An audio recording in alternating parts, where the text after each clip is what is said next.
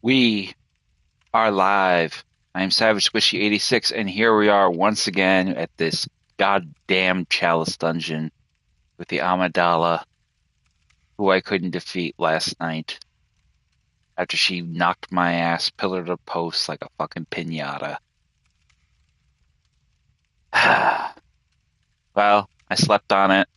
Hopefully, we have a better outcome than we did previously. I am summoning someone. Hopefully, we will get an answer on our beckoning bell, but I am going to basically just give a rundown of what I have done. So, while we're waiting for that call to be answered, I took the liberty of gathering some resources with a couple of rounds of playthroughs. In my benefit, that was pretty productive. I also pretty much took the liberty of adjusting some of my gemstones on most of my weapons. As you can see, it pretty much is evident that we have pretty much taken a bit of liberties in the consideration with what we were originally running with. I even went so far as to change the runes for physical damage reduction as well as all damage reduction and a boost to my HP. So hopefully that will be enough to sort of mitigate any implications of damage that probably we will have faced. Um, can't really upgrade much of my weapons at this point because we don't have enough bloodstone chunks. So depending on how this goes, will determine what we do next. If this does not go in my favor, then clearly I need to gather more materials to get stronger to tackle these harder dungeons. But unfortunately, there's really no measure of doing that unless I'm doing a lot of low key work, which is basically going to eat up more of my stream time. I'm not going to get very much in productivity done with it, especially when I'm trying to really get myself stronger to where I can do myself here for some good. So what I plan to do is in the event that I cannot pursue this fight and complete it, or perhaps pursue any of the other Chalice bosses that potentially will follow in line with this, along with especially great Chalice dungeons that involve fetid, rotted, or cursed offerings specifically, I will probably jump to the other Chalice dungeons that I can pursue, namely the Hintertomb, as well as the cursed the Hintertomb, the Loran, and the Isu uh, Chalice dungeons. I also plan to do a little bit of the DLC because a lot of the DLC still has not been finished. About half of it is done. The other half will pretty much provide me with a number of resources, namely bloodstone chunks that I can use to improve my power, as well as other weapons and items that I can acquire through the fight. So we obviously still have the main game to complete, so we could probably do that too. In fact, I'll probably be bouncing back and forth a little bit with this next stream time and scope. With that in that mind, I'm going to be just taking my time with it. We're definitely going to shoot for the hoop of getting another 4 hour stream in because the antithesis of that is going to be really prevalent to the fact of how much we can accomplish. I definitely do not want to stay stuck on this Chalice dungeon, but if I am not strong enough to do it, I'm not strong enough to do it. My only other option is to hope that some players answer my call with my beckoning bell and hopefully get in here to give me a bit of a helping hand with whatever builds they're running to potentially bring this big bitch down to heal in the interest of that. So what we're going to do is basically just get ourselves situated in the sense where we're going to be able to take on this little woman and be done with it. So we'll obviously use our bolt paper, throwing knives, bone marrow ash, whatever we can find to basically give us that emphasis of strength that we desperately need to really go about taking her down. I'm going to pull up the Bloodborne Wikipedia here on my computer and get an essence of what her vulnerabilities are. It is evident she is a kin enemy, so she is going to be vulnerable to thrust damage. She's going to be vulnerable to bolt paper, but just to be doubly thorough, we want to be definitely want to make sure I'm getting everything pretty much in order with that. Oh, come on, where is it?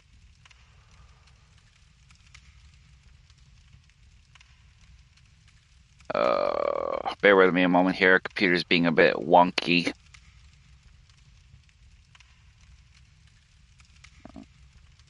Bosses. Yeah.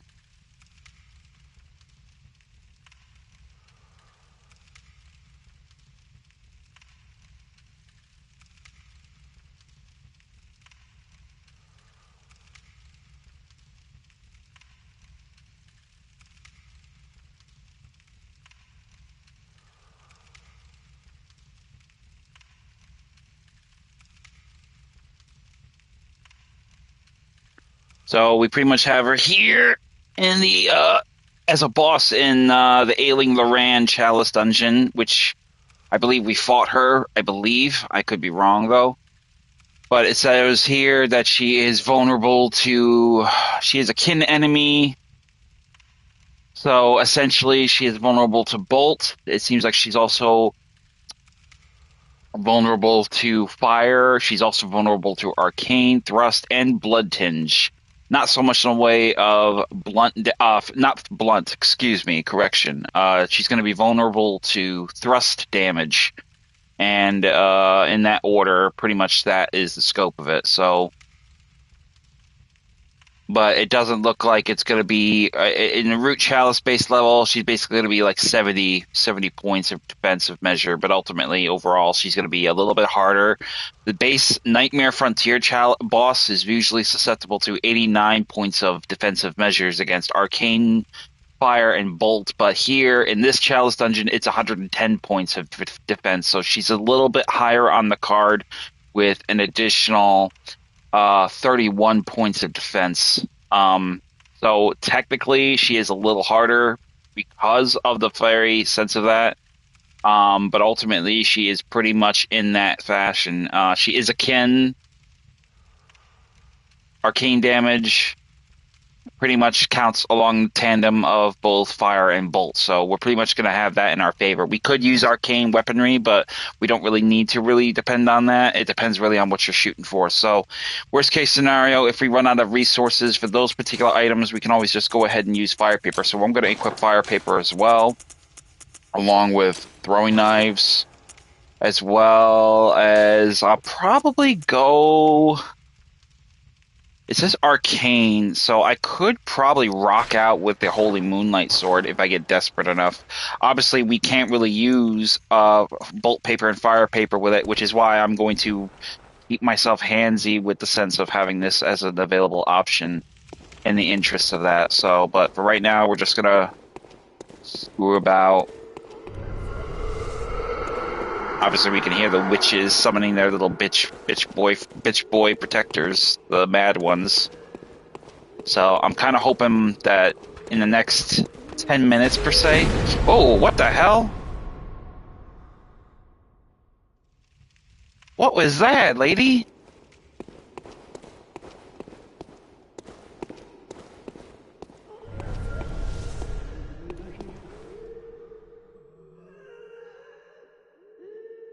She's right below me, but she's attacks me through the floor. That's I don't know what that's about, but yeah, no, I'm good with that. I guess we'll just screw around. We'll find a few targets. I'm not really worried about echoes at this point, so we'll just pretty much just go ham with getting some easy echoes. Some echoes are better than no echoes, really. So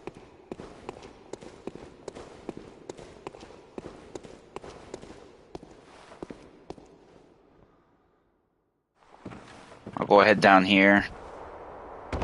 I just really want to have some measure of success with this because this has really got me bugged. It's had me bugged all fucking night. I was not happy that we lost our ass the way we did. And it just really was on the back of my brain the entire night. I was not satisfied at all that I had to just walk away from it. It was very irritating.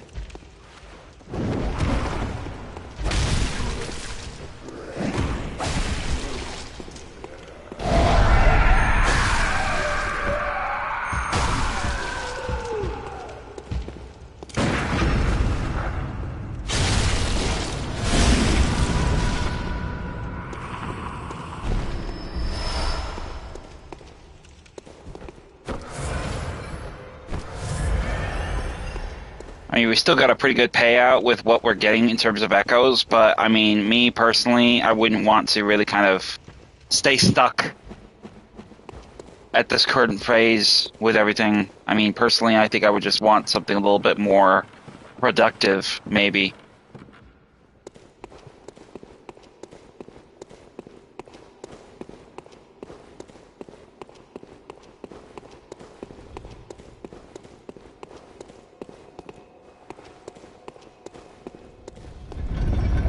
I don't want to get too far ahead of myself because I don't want to pick a fight and then have myself killed, caught up in whatever nonsense that comes next.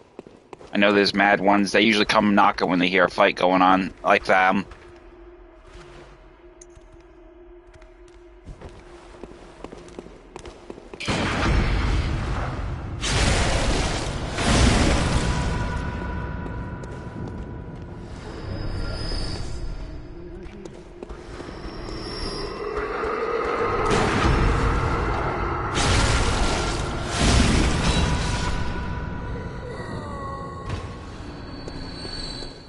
So I'm not gonna push my luck anymore beyond that.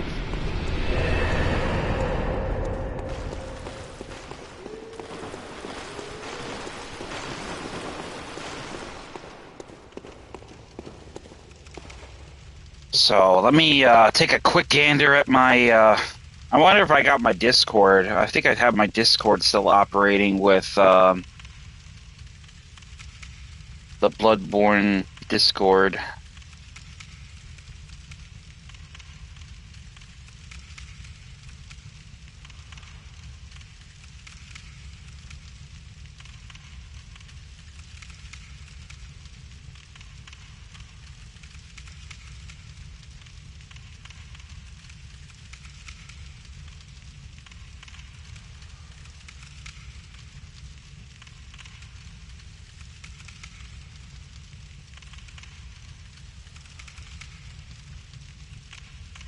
Matter of fact, let me look one up. Because I want to see if there was some time ago that ultimately there was a dedicated Bloodborne Discord server you could go to that ultimately provided people looking for, considerable measures with assistance. So I think it was an official Discord. That's initially where I got a lot of support.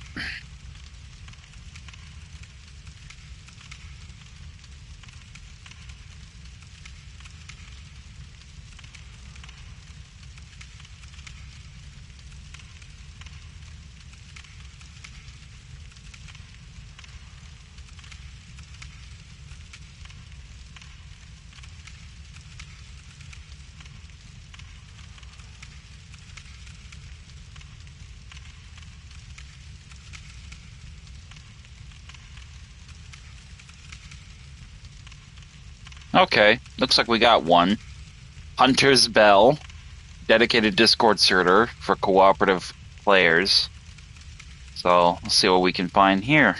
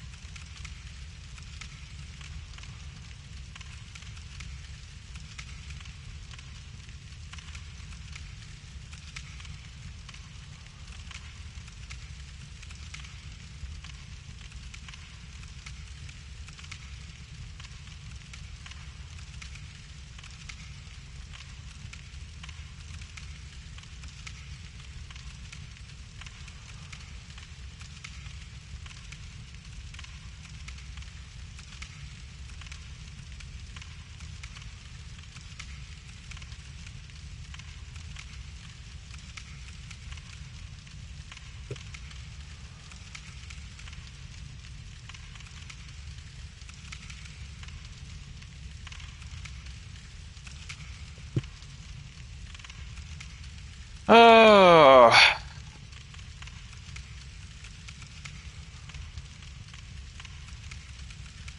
All right, looks like it launched, so I guess it's trying to get me there.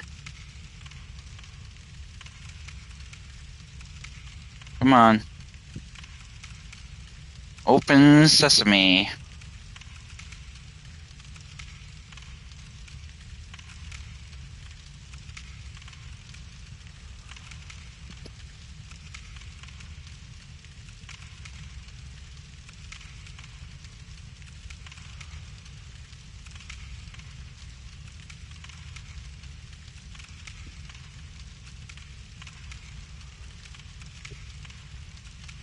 Okay.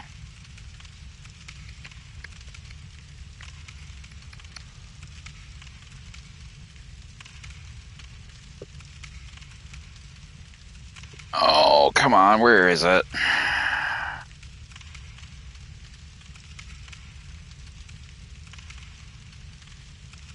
Come on. Everything's so slow. I hate it.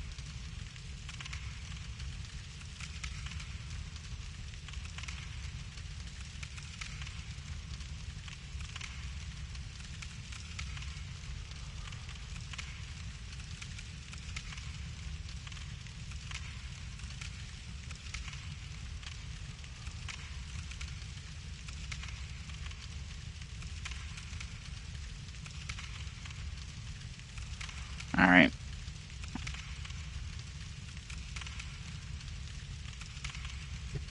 Oh, I'm getting impatient.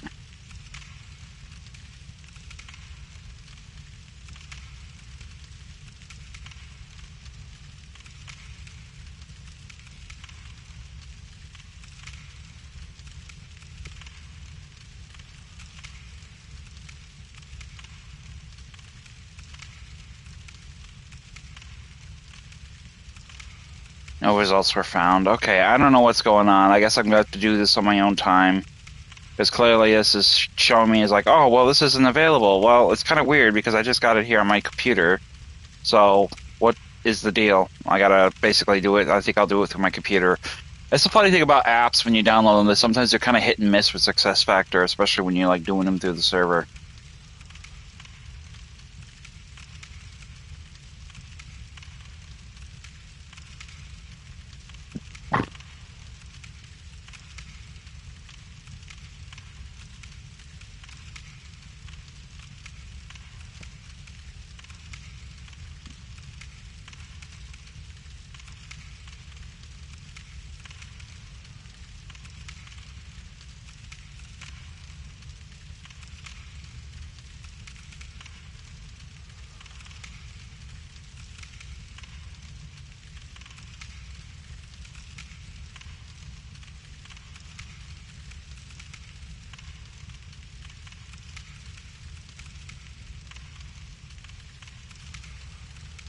Oh, come on.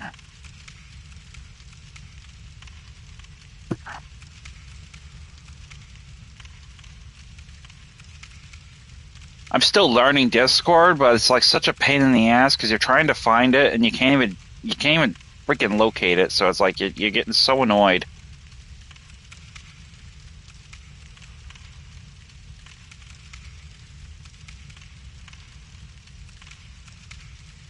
All right, let me just. I think I got a better idea here. I just gotta get to the damn thing. So I think I figured out how to get there.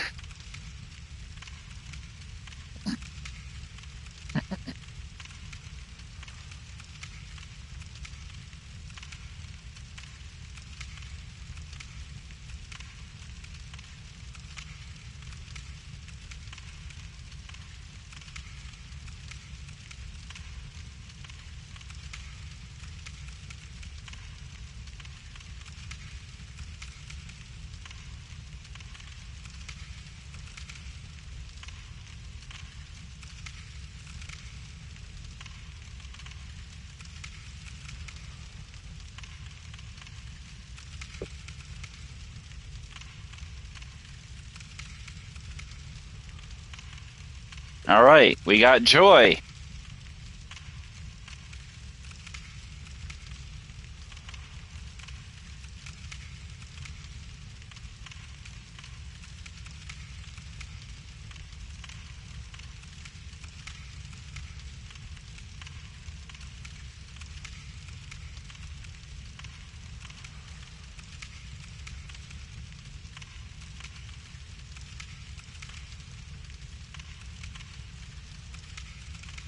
All right, golden, golden, golden.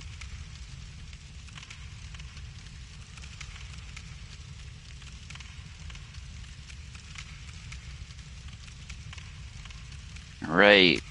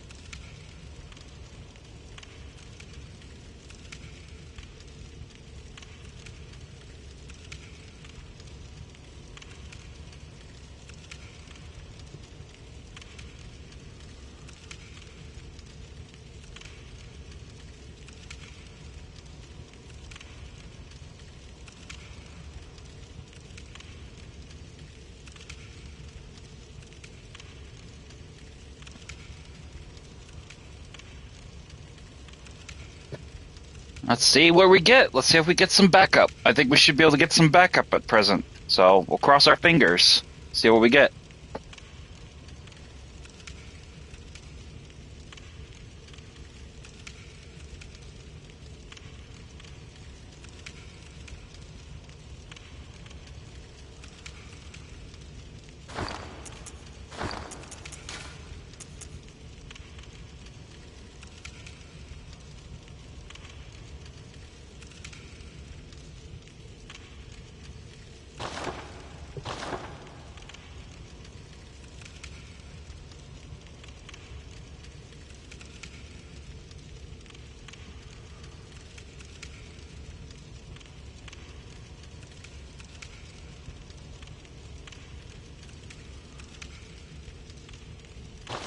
So we'll just basically screw about and we'll find someone. Hopefully someone will answer our call. I think we'll get lucky.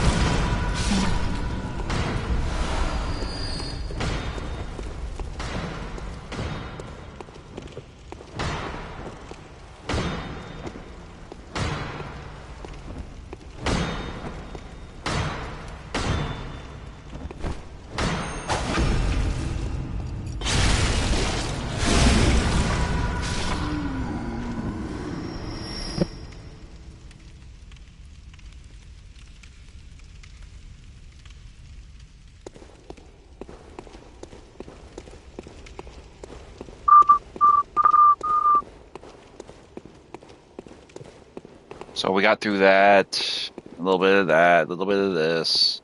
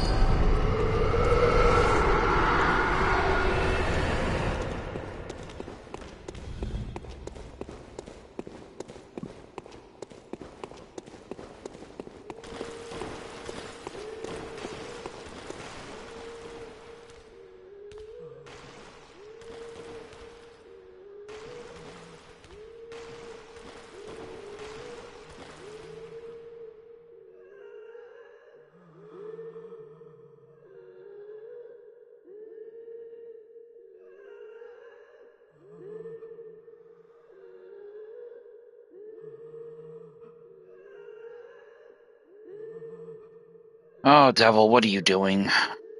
So here my cat is again, looking to cause me grief.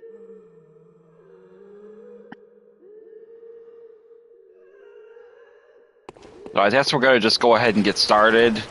Hopefully we'll get some kind of help eventually. I'll just keep my bell ringing in the event that someone does decide to show up. So, but we'll pretty much go with the same stope of what we were going to do initially. Basically just go from there and scale and hope for the best. Maybe we'll get lucky and we won't need any help. So let's go ahead and give it a shot.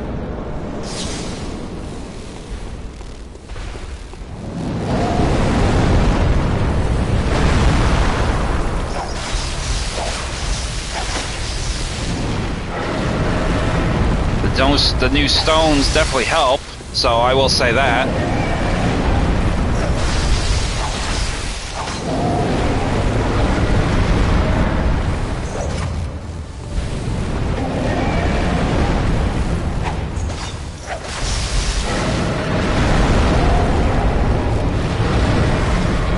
Basically trying to bait her into attacking so I can catch her in overlapping attacks. The biggest thing is I really want to try to get my shot on her head. That's what I want to do.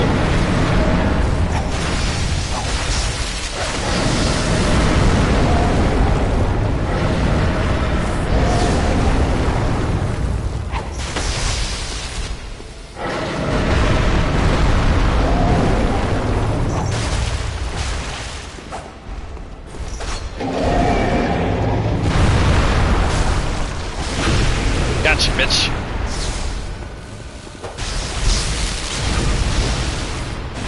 Easy, Visceral. And that'll bring us to the stage, like the second stage of the fight.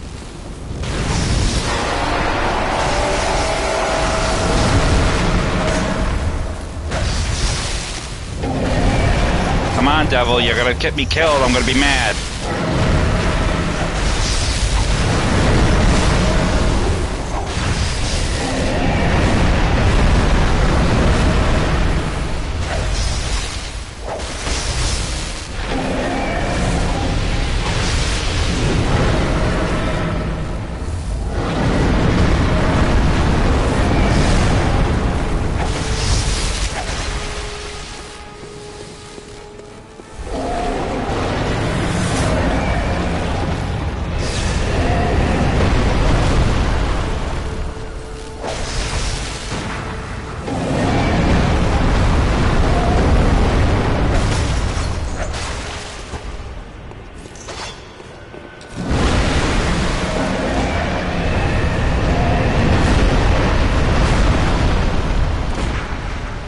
I think we may actually not need help after all. We'll see. Maybe the new stones will do the job. Oof. That hurt. Oh, no! I spoke too soon. Son of a bitch. Alright. At least we know we're actually got our wits about it. I'm going to save my... what I'm going to do is I'm going to save my throwing knives. And I'm going to save my bone marrow ash for the tail end of the fight, because obviously getting close to this bitch is dangerous. So I'm going to save them, and hopefully that will be enough to do the job. And that's what I am going to aim for in that fashion, because I definitely don't want to take the chance of losing myself in the sauce with getting flattened, basically, by this bitch's strength. So we'll stick to what we are doing now. And we'll just go from there. So, but it's good to see that the power of my stones and also the changing of my runes has somewhat helped. I gotta go back here and get my echoes.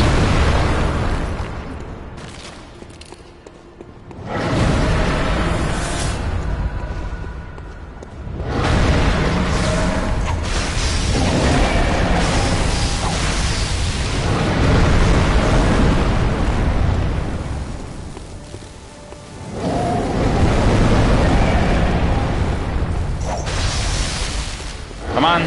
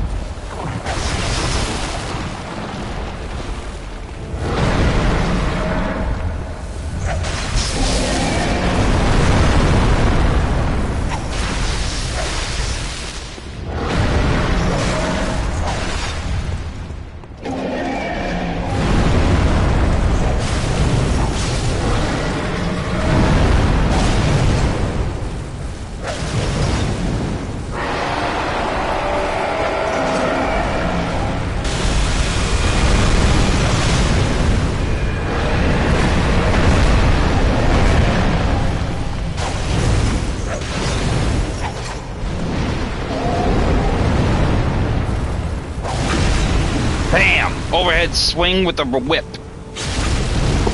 The visceral attack. Okay, not as much damage with the bolt paper, which is not surprising. Bolt paper and tend to do a little bit more in the way of measure of damage, so.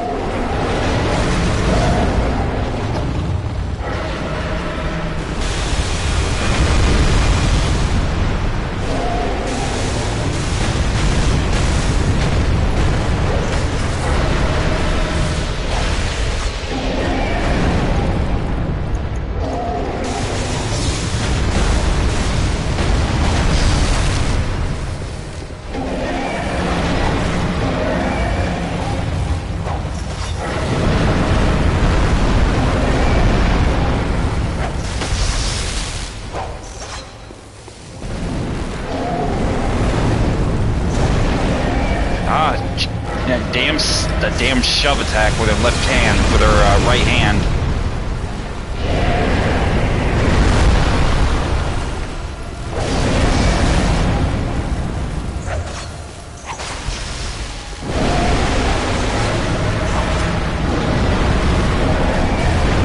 Oof. Alright, now I think I want to be careful with...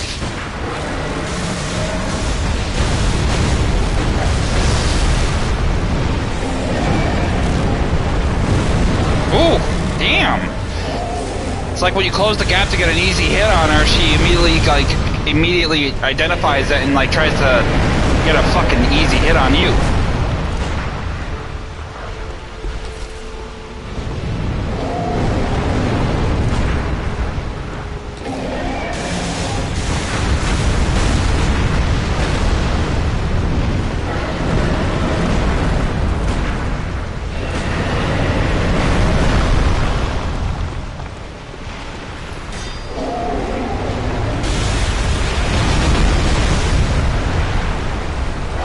Jump attack.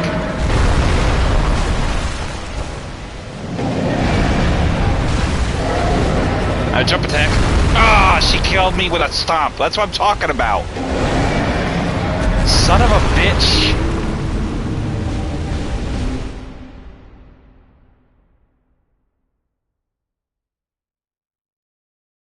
So I'm gonna have to end up probably having to go about getting this another resupply. So, That's what I'm talking about, though. That goddamn stomp attack. It's like you can't really avoid it. I mean, at this point, I might as well just freaking jump. I'm trying to jump away, in direction of her head, because then I don't have to risk so much of me getting hit in that particular position. But the thing is with the layout of the room, it's very hard to choreograph it, because the fact is you're basically trying to get a sense of her landing pattern. And I know if I go to a tail end, her lower body, somehow or another, you're able to get hit by that, even though you're well and truly out of harm's way. It's the stomp. That's basically, I don't know, maybe I should just try not moving. I guess. I mean, I really don't know at this point. I'm just, I'm a bit at a loss. But we're not giving up. I'm not giving up. I want this bitch out of my way. I want her done. I want her out of my way, and I'm gonna get it. I'm gonna make it happen.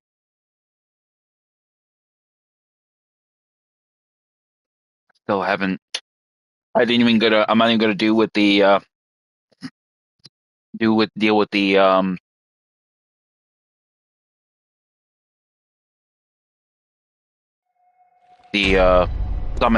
summoning the beckoning bell. I'm not even gonna bother with it at this point until I get really desperate. I like to really kind of make a hazard. I like to make a measure of actually trying to commit myself to getting it solved myself. That is, I don't want to be reliant or dependent on other players to get me out of shit. I want to learn how to do it myself, because otherwise it defeats the purpose of why I'm even trying in the fucking first place. So I'm just really kind of ham-fisted on that. I really want to make that happen, and hopefully I can. I'm definitely going to go around her.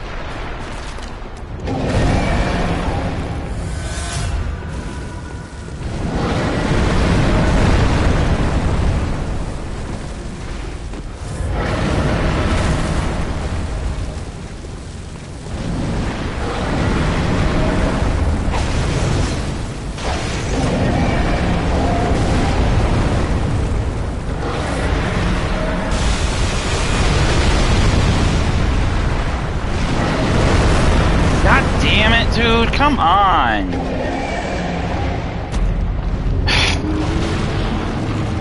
Not even at the third stage, like at the first fucking stage.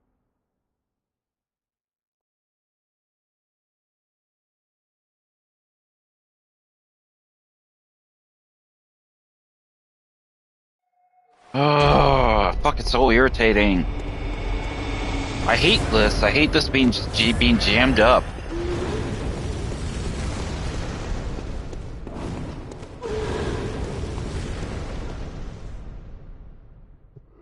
I'll ring my bell again.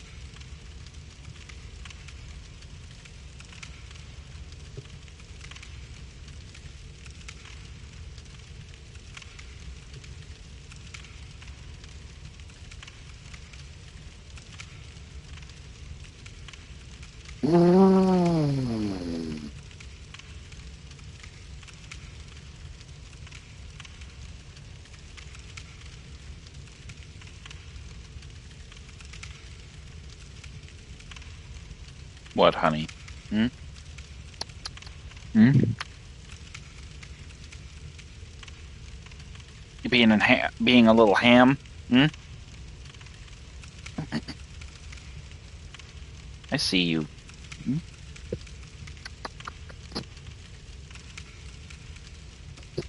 Baby. So,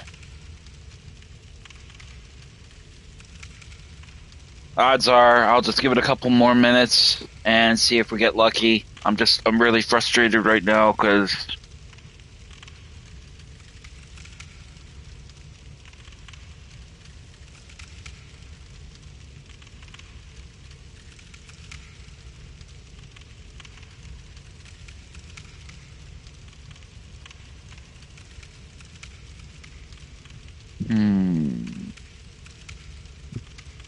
my baby.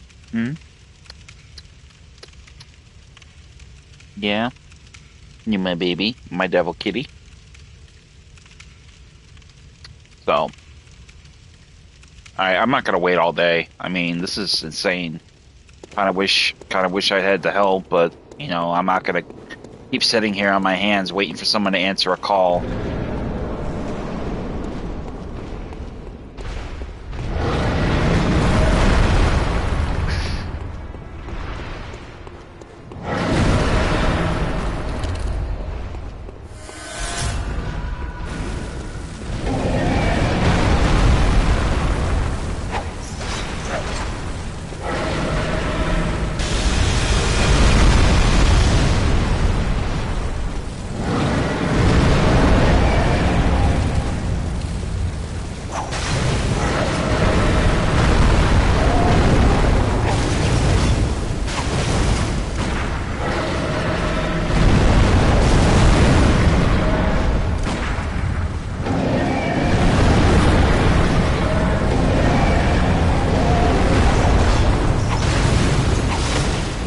No!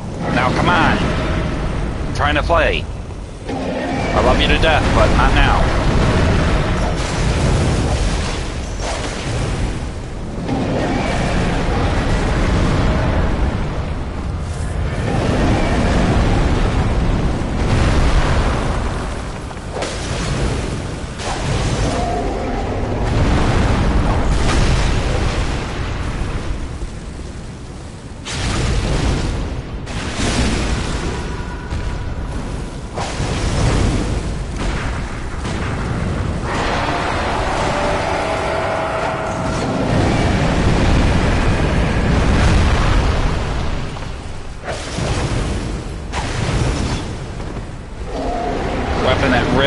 Great. That's wonderful. I forgot I put the fucking stones on it to make it that makes it mix durable.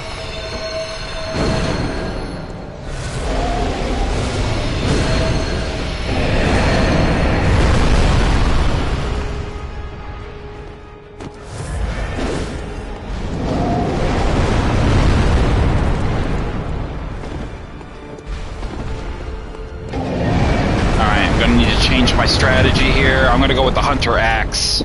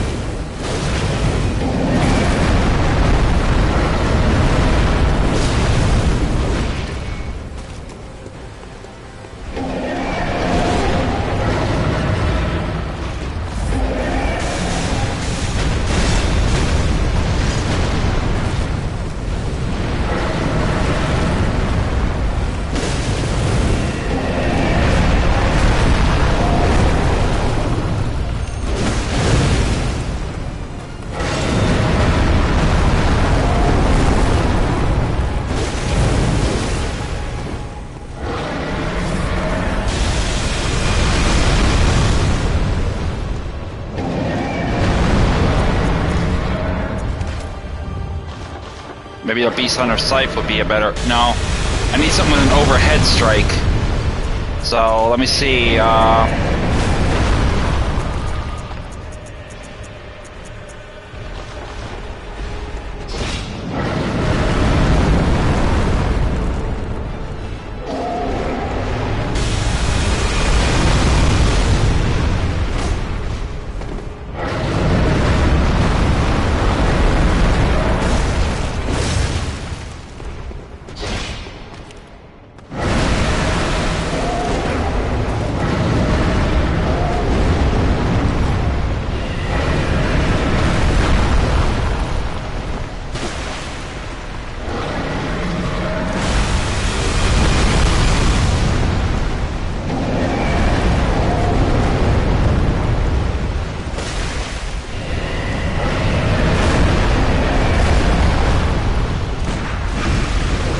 There we go.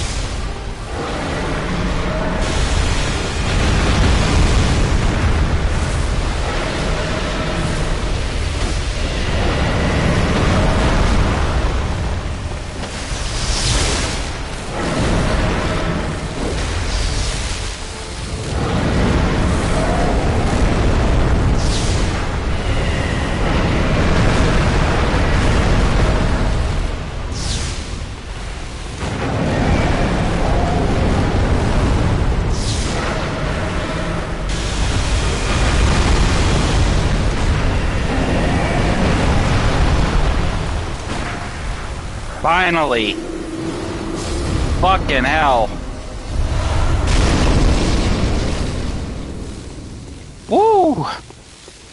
That was dicey. I am glad we are done there. Never mind. I'm going to set it in the message on Discord chat. That pissed me off.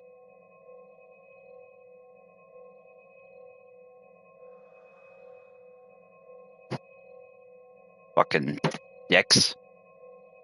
Did it without your fucking help. Thanks a lot.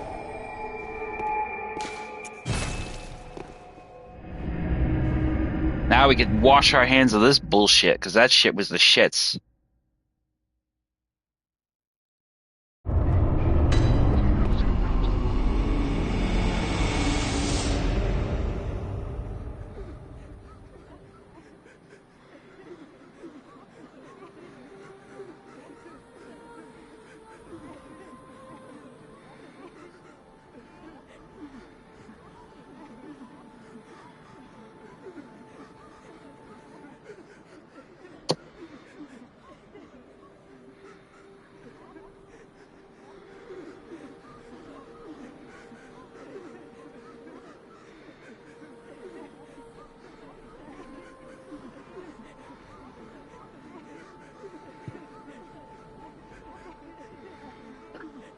Okay.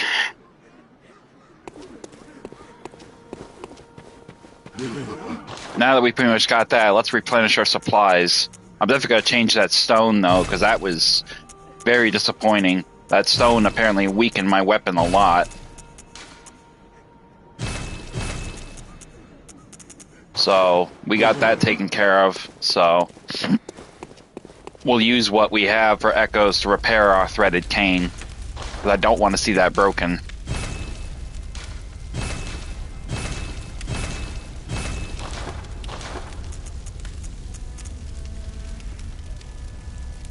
I guess I must not have repaired it in previous playthroughs, so let me see, where's my... Alright, durability is up to 200, so I must not have repaired it. I must have been working that shit to the bone. Rotted lower hintertomb. Fetid central Thumerian root chalice. And then obviously we have the cursed Thumerian defiled chalice. So we'll go ahead and get another Chalice Dungeon done. We'll do a little bit of work. This isn't going to be nearly as hard, which is kind of a good thing.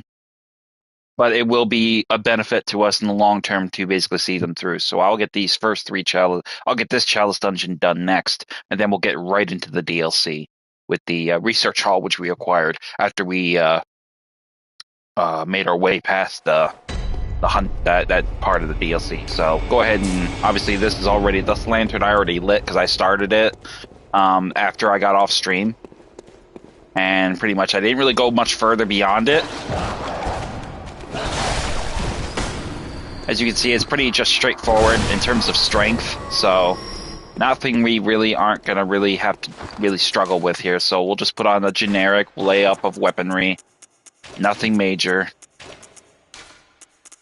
Throwing knives, pretty much self-explanatory. Maybe some pebbles, as well as...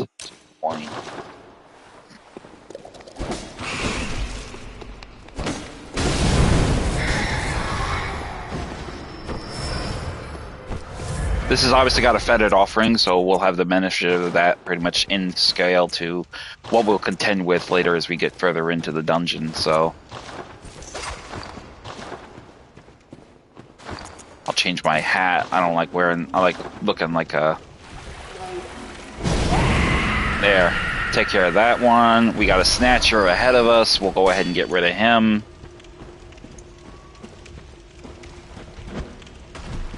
Hey, numbnuts, what's up? Not really going to sweat getting echoes because we don't have the boon of echoes available to us with the runes, so... Let go of me! Snatcher. Dropped his ass and he's still dragging his ass along with me.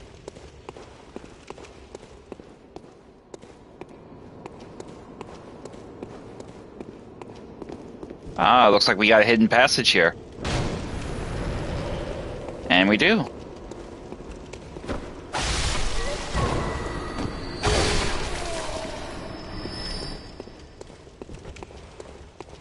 So we'll head across here.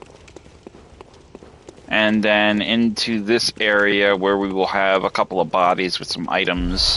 Quicksilver bullet, and that's it. You know, I get really annoyed when they go through all the trouble to find a secret area and then seemingly it is just nothing of value. Open the chest, ritual blood level 2. Nothing here. We'll go over here to the ladder.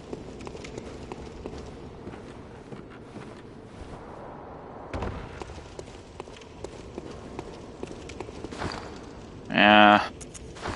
I'll probably ring my beckoning bell just to get some other players here. Not necessarily do I need them, but it helps to actually have some social enthusiasm. Open up this path. Obviously this will take us to this other area here. 2 swipes of the weapon, 1 dead Snatcher.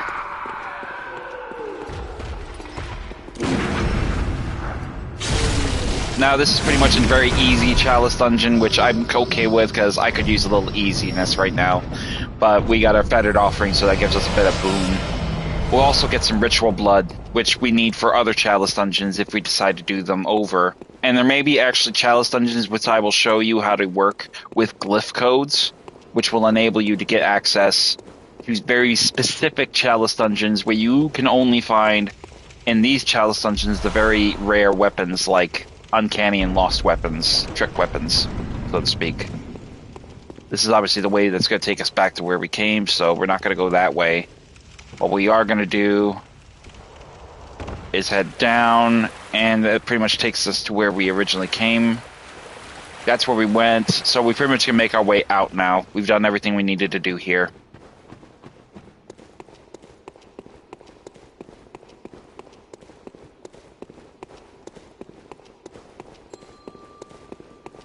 We can hear a bell-ringing witch, so that's a good indicator that we'll be dealing with some phantoms.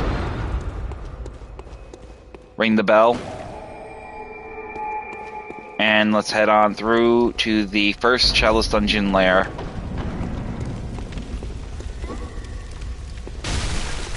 And of course we get immediately harassed by this asshole with his poison knives.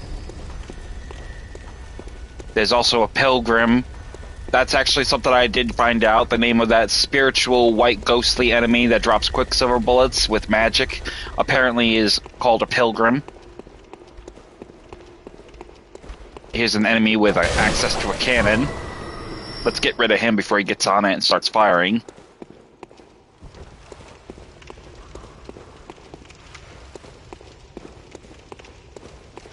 Over there is the pilgrim. So we'll go ahead and dispatch her.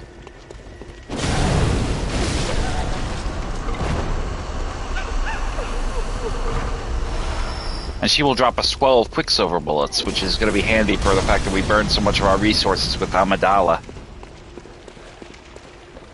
I just got informed that there is a specific separate channel within this Discord server where the channel is basically you could call for help with dungeons. Well, kind of would be nice if somebody answered me and told me about it, because literally I was calling for help and nobody was answering because apparently nobody was, you know, getting it. But apparently that's because they have their own separate Discord server channel, separate of the one that is in this one to call for help. Which, you know, would be kind of relevant to tell me that in the later future, but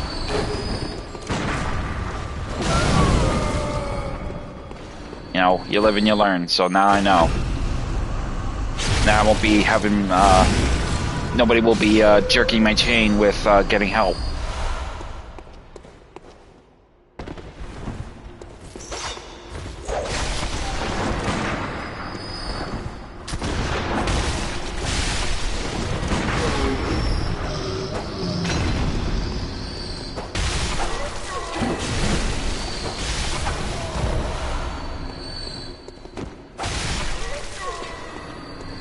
So once we dispatched all of them, we will flip the switch and head into our first Chalice Dungeon boss lair. Hopefully there will be no side area, that way we can get through this lickety-split. I want to get through this dungeon as fast as I possibly can, so I can get on with the DLC. I'm actually kind of over the Chalice Dungeons, even though I know I'll have to do more of them eventually at some point.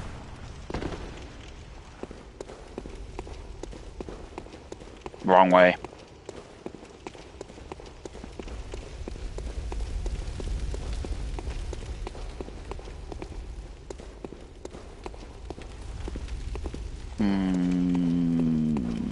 Right here. I was kind of confused. I thought it was all the way over. It wasn't. It was over here.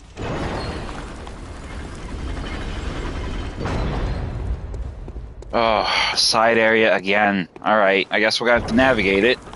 I don't want to leave any side areas unturned because I may actually find a lost weapon, or I may find a rune that I don't have already, so it's kind of relevant, but it's just really kind of a bit of a slog to just go through it. But we'll just get through it, get it done.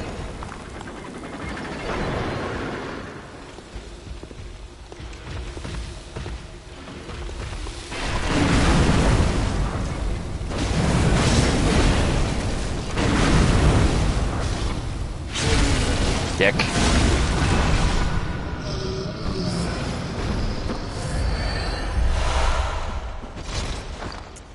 we'll go ahead and get to... Well, we don't really need the saw cleaver yet, so, I mean, I want to play with my new weapon, my Beast Hunter Scythe. I kind of like fucking with this weapon. This is one of my favorite weapons. Is a nightmare with a Tempering Blood gemstone.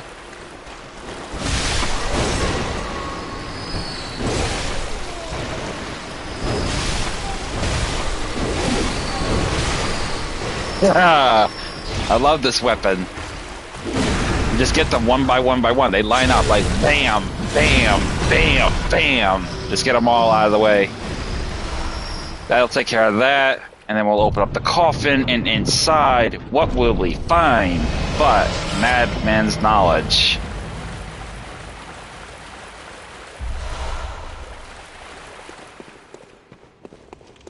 Bypassed that particular... Take a quick look around. I don't want to leave a chest. Maybe there'll be a chest nearby with some resources for ritual materials. That we came that way, so let's go up here and see. I can hear a snatcher up above us, along with all these resources in the form of Molotovs. Matter of fact, let's get some Molotovs handy, because we're going to be maxing out our Molotovs eventually again as well. I want to definitely get in the habit of using them. I get so comfortable not saving resources, I forget to use the very resources I get. A dog. Why are you taunt? Man, I really wish I could turn off the taunts. I don't really use them.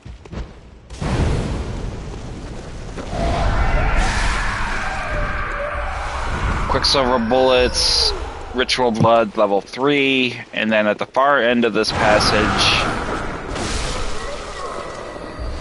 Quicksilver bullets, and I can hear a blood licker, so we'll go take care of her as well. Echoes are echoes at the end of the day. Probably not going to be breaking the bank for echoes, but it's at least something.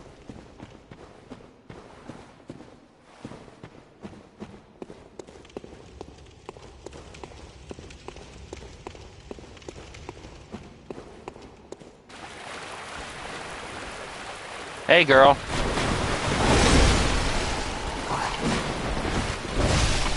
Goodbye. 600 echoes for taking her down. And now we'll make our way to our first Chalice Dungeon boss. We got a bridge above us. I don't really know if there's a ladder to oh, there is a ladder that takes us up, so let's go up and see where this takes us. Might be more areas.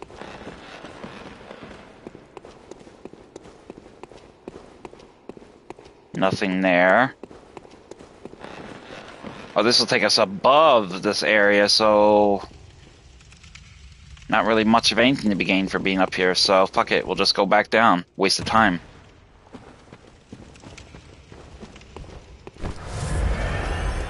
And we'll get into the next throw of this fight by going not right but left into the Chalice Dungeon.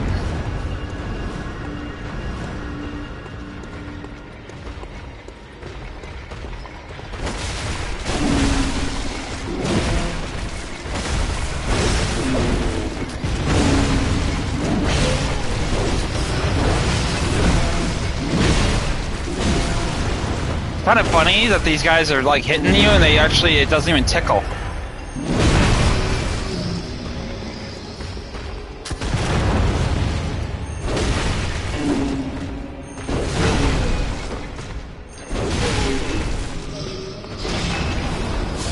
Easy work. Light the lantern and let's get into the next phase of this thing. Take the elevator down.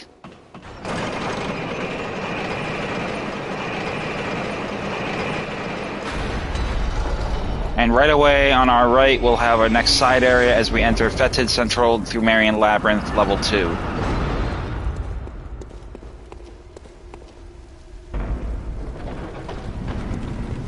Ooh. This is different. I think we might find something unique down here because this is never seen. I don't think I recall seeing this one, but you got multiple fires around here with basically are essentially traps. So we'll definitely be, we might very well find something unique in this area. Got assholes throwing us with Molotovs.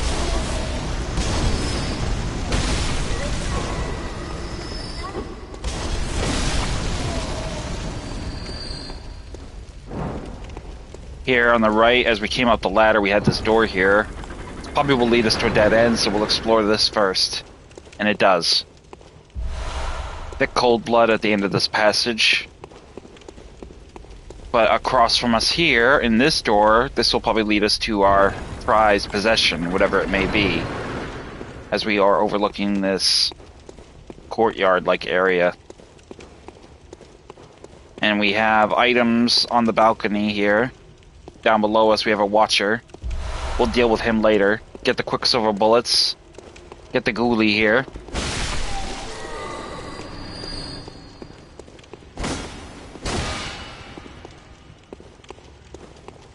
And over here on this body, fire paper.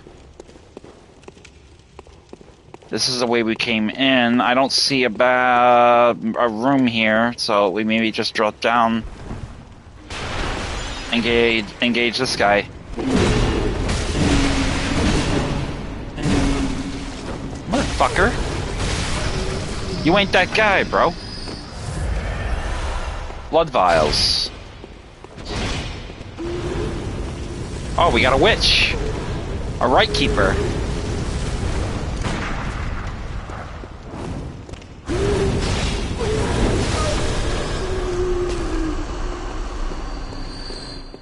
So we clearly know what we have down here with the offering of the fetid.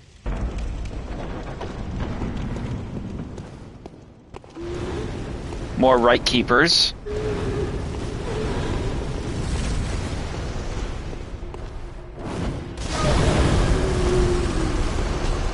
Just get rid of her with a Molotov.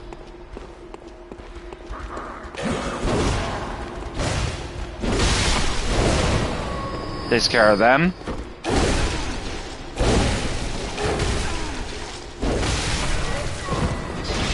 Get rid of them.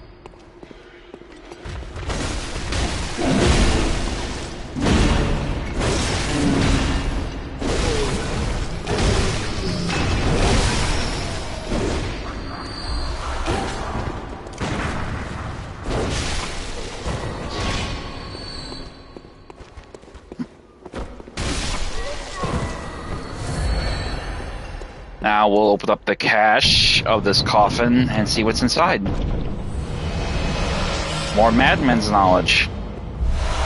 That bears me reminding people that if you have actually been through a Chalice Dungeon, and this is important to know for future games on New Game Plus, if you have accomplished the set project or acquired the weapon or outfit or key item, you will get either a number of things. You will either get Madman's knowledge in its place, or you may get Kin Cold Blood or Great One Cold Blood. They tend to really kind of optimize and swap out items that ultimately you already have. So if you have a key item, instead of giving you the same item, they'll basically give you a different thing.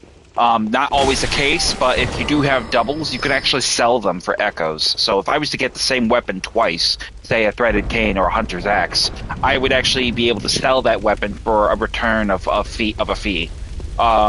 So it's a great way to get echoes, and it's even better with outfits because you can get in New Game Plus you can get the same outfits and you can get the same weapons. But if you find like certain weapons in Chalice Dungeons, like an uncanny saw cleaver or a lost hunter axe, you can actually either sell them if you do find them, or in most cases, like I have experienced, I've actually gotten like Kin Cold Blood or Great One's Insight, or basically in those lines. So don't think that if you run these things over and over again, you're just gonna get the same shit. Usually you do, not so much the case in that respect, because ultimately it's kind of debatable. But I always find a lot of stuff. Once we enter the second layer on the right, before the gate, we'll have a hidden path. We'll go ahead and open that up. And inside, we will have a number of prizes, it looks like. So here we have cold blood dew on the bodies, blood vials on this body, quicksilver bullets on this body. Is there any chests in this room? No, but over here there's a body with more blood vials. And doesn't look like there is any chests. So nothing of relevancy here, but still, resources are always welcome because you won't be burning or having to buy more of them. It also cuts down your time on having to farm for resources. Entering this room, on the right up here, a body with quicksilver bullets. And we can go down or we can go across, which I think we'll go across first. We have a stairwell that leads us down and around, so we'll take advantage of that. We got ghoulies playing possum.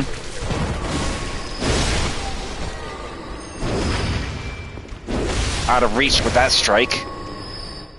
But we got them all the same. Looks like another enemy bit the bullet. We just got echoes from their death. A corpse. Burn him. And we got rats.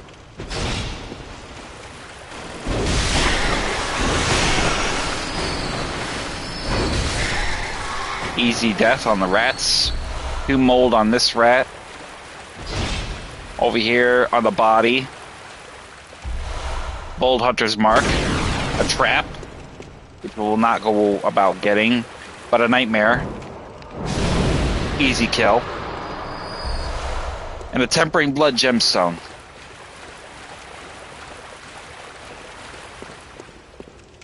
Obviously we came down that stairwell. We're gonna head left. Multiple ghoulies and a roly-poly.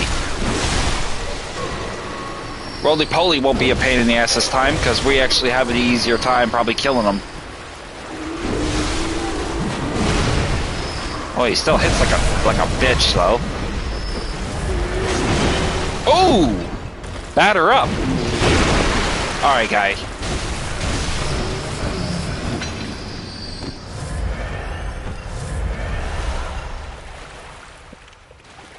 Now that was worth a taunt, so go ahead and pull the lever after we get rid of the roly-poly.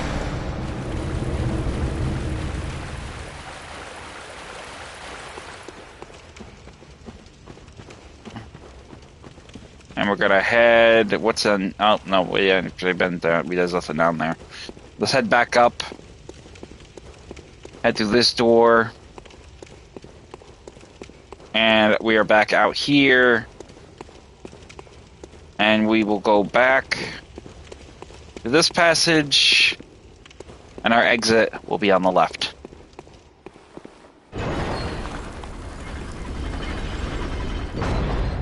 Head into the next Chalice Dungeon lair. And we got a beast-possessed soul.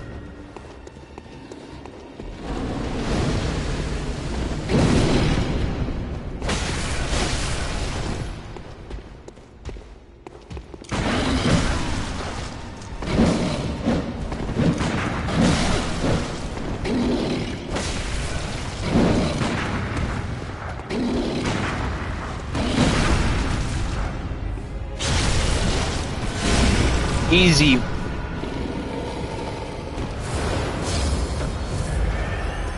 And we will get a Tempered Blood Gemstone and Twins to Bloodstone Shard. And a lantern lit. Head on into the next lair.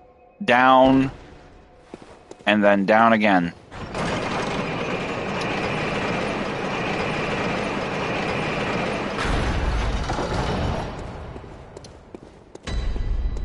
In the next layer, we will have a side area on the other side of the room. We'll head in there now.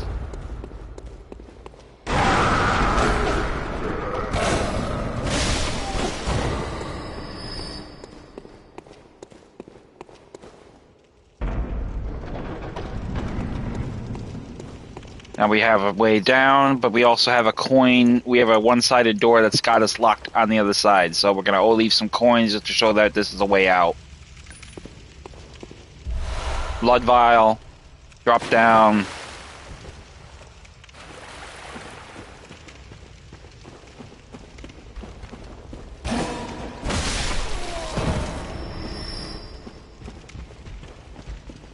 Another nightmare.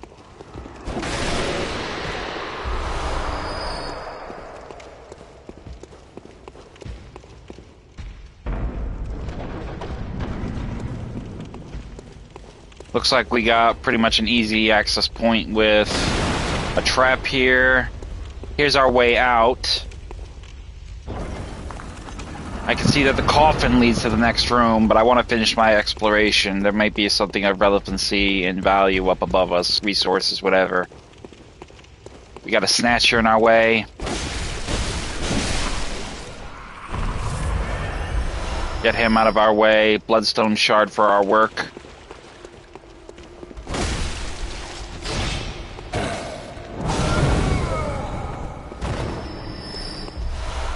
Two blood vials. Another blood vial. We got a right keeper here.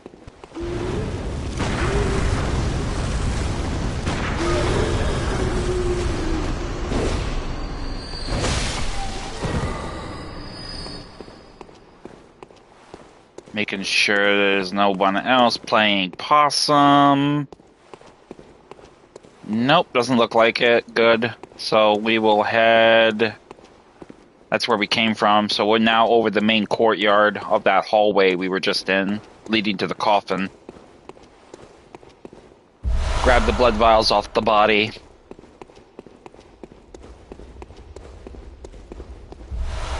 And some thick cold blood.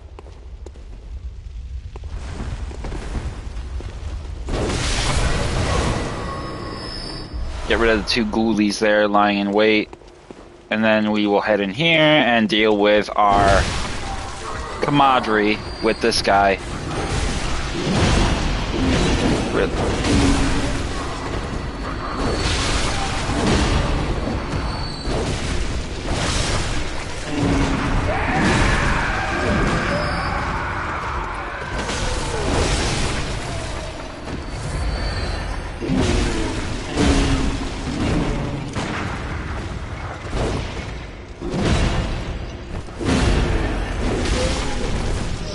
Badass. Get out of my sight. Quicksilver bullets. Let's get some blood bullets. And a bloodstone shard from the body of the snatcher. Open the coffin. And we got 2 mold.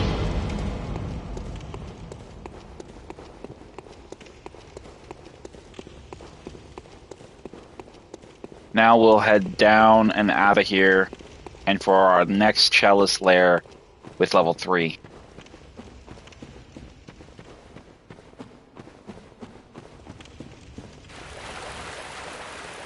Take the ladder to go back up.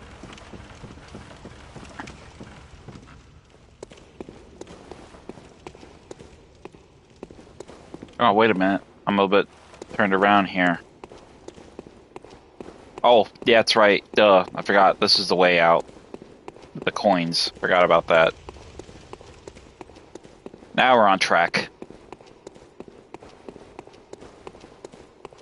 Head to the right and we'll enter Lair 3, leading to the closing end of this Chalice Dungeon. Light the lantern. Nothing of a secret passage there. To our left will lead us to the other section, but here to our right, another hidden path. I don't know how I know this, but it's like intuition is telling me, check it. So as soon as we open here, we got a chest ahead of us, as well as, I believe, a chest over there. We do. So let's raid this area's location for its items. Low, some 2 mold. Some ritual blood. Another small chest to our left here. With more 2 mold. And it looks like that's it. So mostly ritual materials are found here.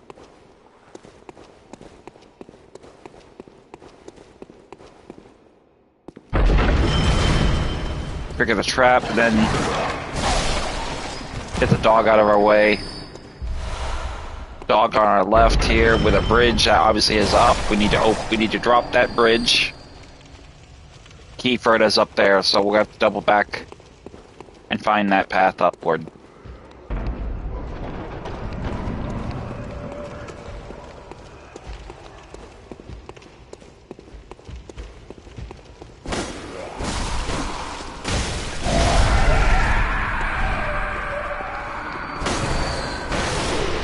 Get the Nightmare and the Snatcher out of your way. Grab the fire paper. And the Bloodstone Shards. Obviously, we got some ghoulies here. Opportunity for some easy echoes. 200, 500, 800, 1100.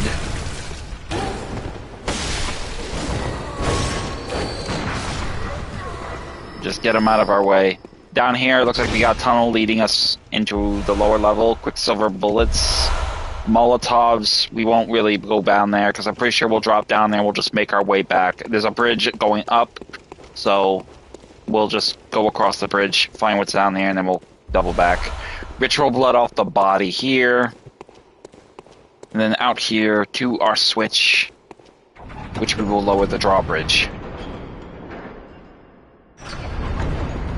Then we'll just drop down and make our way across.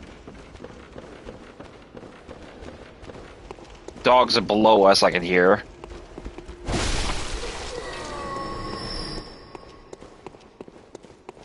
Watch out for the guillotine trap. In here, chests and items. Ritual blood. Quicksilver bullets. More quicksilver bullets. I think there's a corpse back there hiding something. There is. Inside the chest. Sage wrist. Nope, just a candle. Damn it. Way to play tricks with my head.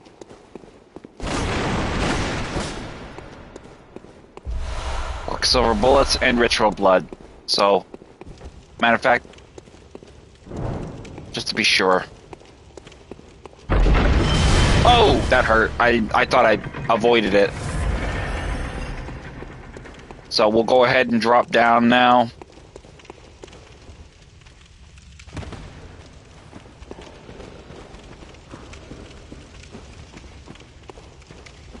Something over there. Blood vials.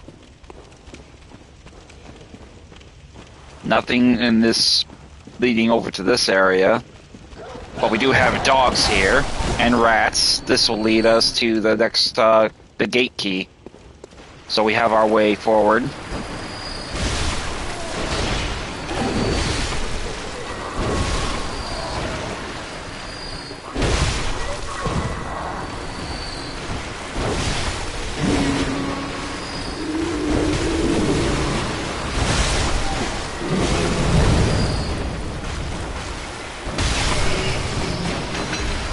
Quicksilver bullets. Pull the switch. And then we'll make our way back down that tunnel that we didn't finish exploring and get all those remaining items as we make our way back to the main gate leading to the third Chalice Dungeon lair boss. And we will find Madman's Knowledge, Old Hunter Mark, and more Madman's Knowledge. And now we will make our way up through the passage to our left and out the gate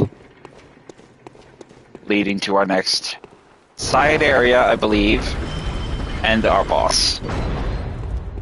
Side area to the left. So we'll explore this and then we'll wrap up with our boss. And then I think I will actually move on to the DLC of the Old Hunters and begin our exploration of the research hall, which we found our way left off at.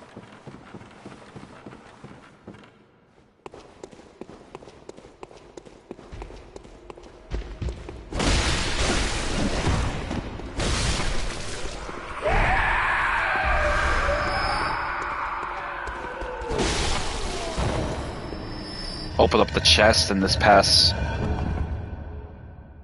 And we will have 2 mold.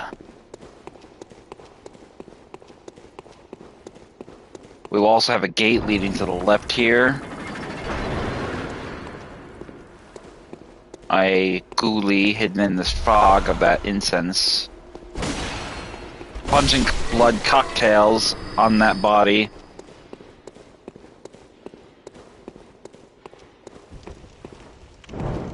Nothing here.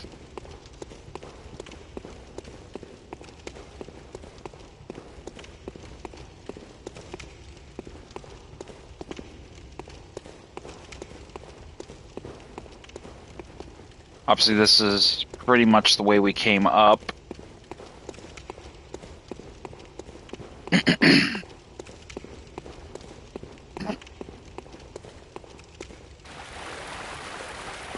Here we have a passage leading to this area over here. We obviously got to go down. We're not going to go down just yet, though. We're going to go into this room. Get rid of the ghoulie. Get the fire paper off the body. I love getting resources like that because it saves me from having to spend the money to get them.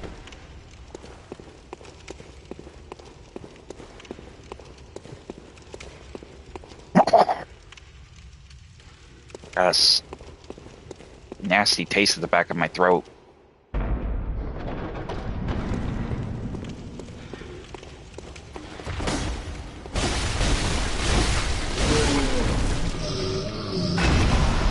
Ritual blood level 3 off of the Watcher.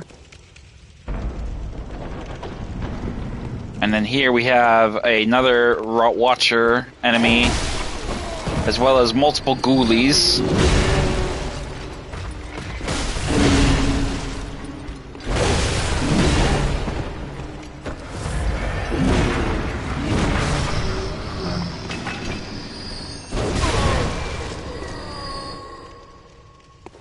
So once we dispatch them, we'll open this coffin, and inside we will find more Madman's knowledge. So kind of a bit discouraging. I thought maybe we would get something more with the rite that we implied to this dungeon, but it doesn't seem like that happened. So, but it's okay because we got some insight, we got some resources, we got some echoes.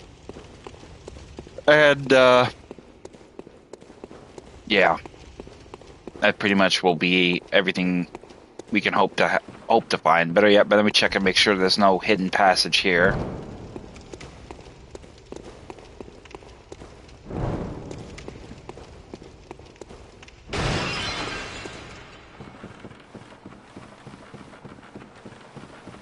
Grab this resource off this body before we head out of here.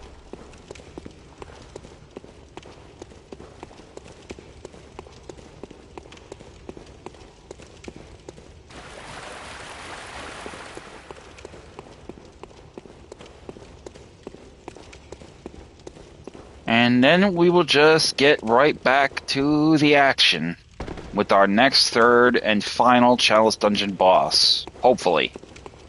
We often think that, and then we end up getting a fourth layer we have to explore.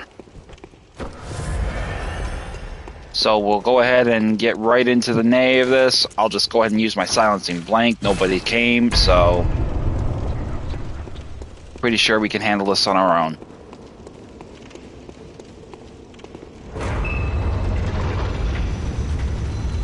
And inside here we will find the Watchdog of the Old Lords.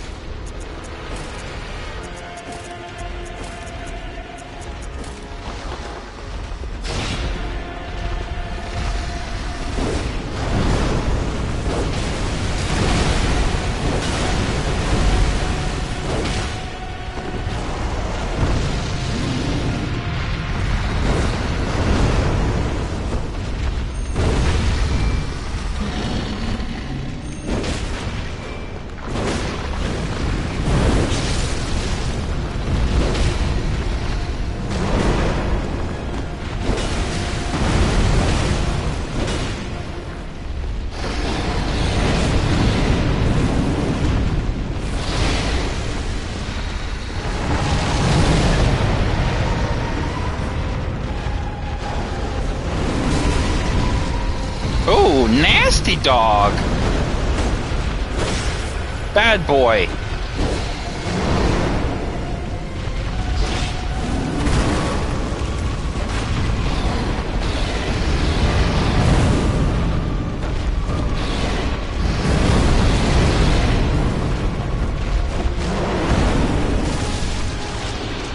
Down, boy. And we got a fire damp blood gem for that job. So no more Chalice Dungeon with this. Got some easy echoes. Got some easy resupplies, especially Molotovs, fire paper, to name a few. And we also got the other benefit of some good insight. So more insight we have, the better, because it'll actually make us able to call for help. And we can spend it on things we can really use. So, since I've taken care of these ones, I'm going to take these Chalice Dungeons off the board and leave the Hintertomb ones left to accomplish, which pretty much is going to be basically the Rotted Lower Hintertomb with the Fetid and Rotted Offerings, which we will do later in the next stream, and then the Sinister Lower Hintertomb, which has the Sinister Bell. So, in that respect, we'll do those. I'm going to see about setting up some Loran ones, though, first. So, let's set up... We got Lower Hintertomb Root Chalice. Sinister Root Chalice we got, so we're going to set up an Ailing Loran. Actually, I don't think I already did Ailing Loran, so I think I want to do that a little less likely. I do need one. What do I need? I need one Sage's Hair. Can I buy that from the Insight Messenger Bath? Let's see. Nope. That's disappointing. I'll have to do...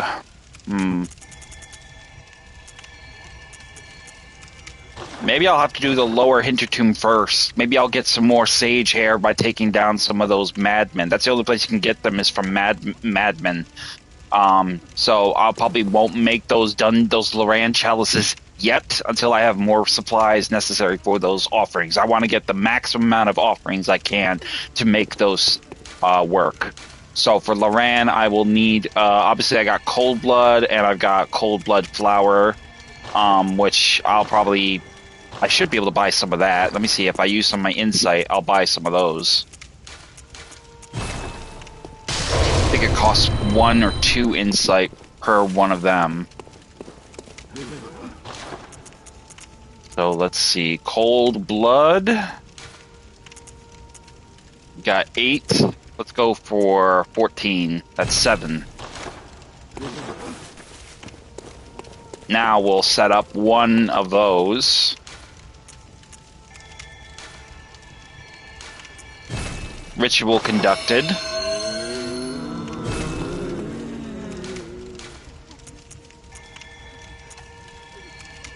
And then we'll also do a Lower Loran Chalice Dungeon. And then based on these, and how successful I am with those, then I will have the resources, hopefully, to get from the other Hintertomb Chalice Dungeons, where I can set up this one, and I can use Sage's Hair for a Fetid Offering. And that's really what I want to do. I got loads of Inflected Organ, as you can see, I got 27. But I don't have enough... I got 40 inflected organ, but I only have 1 of the Sage's Hair, so I need to do some farming and get some of that pretty much laced up nice. Great Isu Chalices. I will, let me see, probably set one up. I'll set one of them up here. I just won't do it until the other ones. I won't start them until the other one's done. So I'll set up a Great Isu Chalice Dungeon, and it would conduct the ritual. And that will set that up. This is actually very beautiful. This Chalice Dungeon is very magic-induced, so it's got a very kind of spiderweb-like luminescent color schemes. It's really kind of eerie, but it's kind of very tranquil. So, but without further ado, we're going to get right into the Old Hunter's Chalice Dungeon. Just getting myself acclimated here with what I need, so we're gonna need medicine, and we're gonna need I think I'll use my Tantris for this job.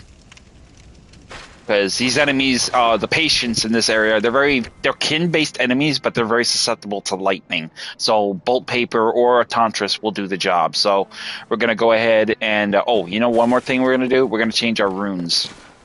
So, because we're going to want a little bit more of, I want to get some echoes from these guys. So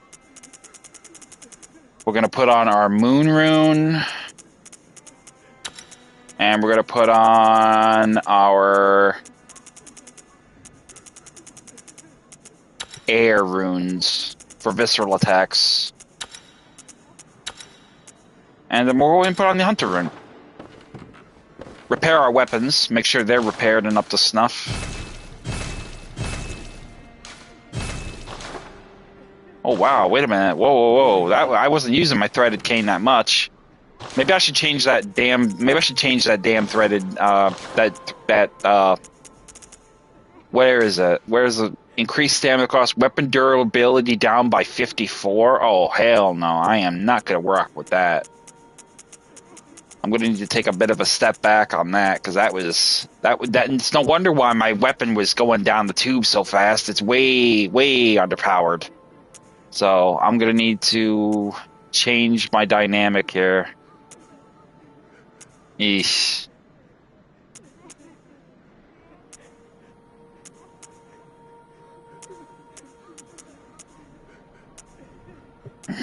I think I'm gonna go.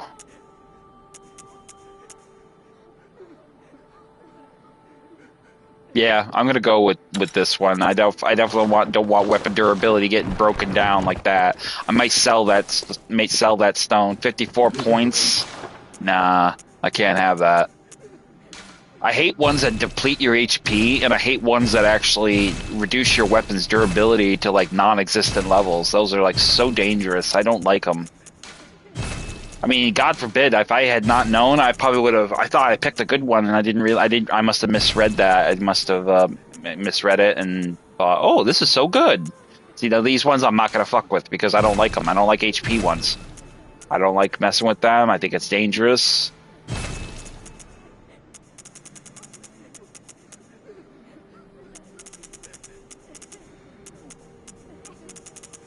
Level 4 gemstones I will eventually be getting rid of because I don't really use them. I don't plan to use them. I think they're really kind of a fragile thing. But you really gotta do, like, the biggest places where you want to get really powerful gemstones, I'll show you. Let me go find a chalice that isn't occupied. The biggest radial place you want to get radial blood gemstones is the Great Thumerian Ill Chalice Dungeon. Okay? Hintertomb is pretty much, it goes, I mean, we haven't really explored it yet, but you'll get a lower Hintertomb Root Chalice Dungeon, but there's actually one beyond it that's actually even greater than that. But you can get better arcane gemstones. Loran, you can get a lot of good radial gemstones, and then the Great Isu Chalice. I think these are the triangular gemstones you can get in the Great Isu Chalice Dungeon. So triangular gemstones, you want to go to Isu. Radial gemstones, you want to go to Loran. And regular, star-shaped, circular gemstones, you want to go to the Great Thumerian Ill Chalice Dungeon. In those particular fashions, you'll get the best gemstones, particularly if you run Cursed and Fetid and Rotted offerings. It's a much harder Chalice Dungeon with those all operating, but you get huge payout of echoes and greater access to incredibly powerful gemstones. So get strong. If you don't feel confident, run it with a group, a co-op team, 2 or 3 of them, and that's it. So, but we're going to get right into the DLC of the Research Hall.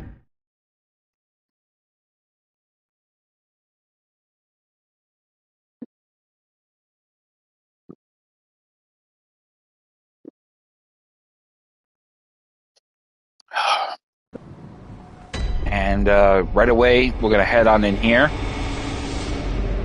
And right away, you're going to see a number of these patients. Essentially, when the Healing Church got started with its research, this is all these people were basically their guinea pigs. You know, what could they do with the healing blood, the old blood that they used to heal the peoples of this place?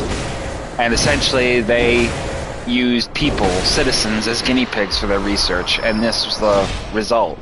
These were basically banned experiments.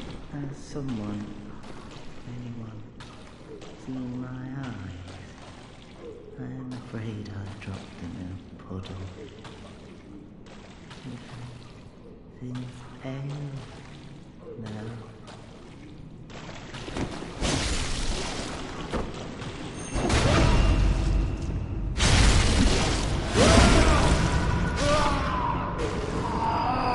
You get pretty much a good decent amount of echoes from this. Mind that this fluid is actually poisonous, so you want to just run in there, grab the blue elixir, then get out of it.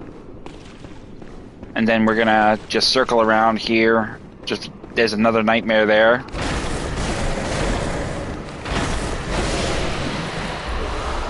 With more bloodstone chunks, which we can use to improve our weaponry.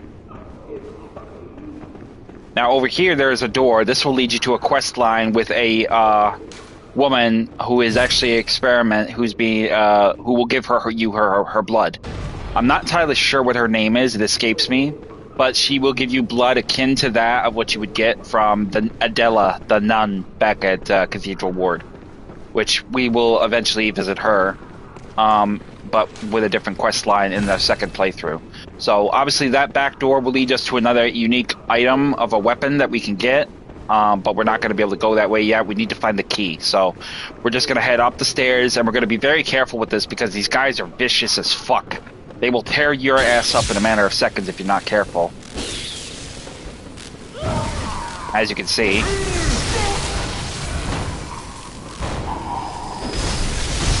If you can parry them, great, but in this particular instance, I don't want to take that risk. You gotta have a number of stairwells in circular fashion going up and down the stairs. So...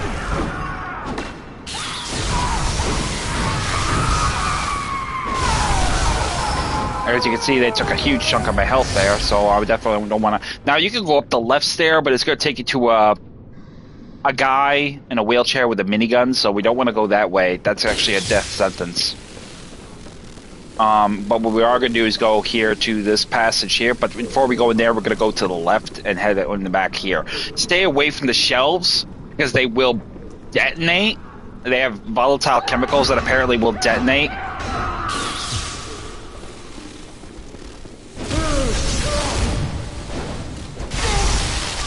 Now, upon attacking these enemies, you'll cause a commotion, which will get the other patient's attention, and they'll come down here.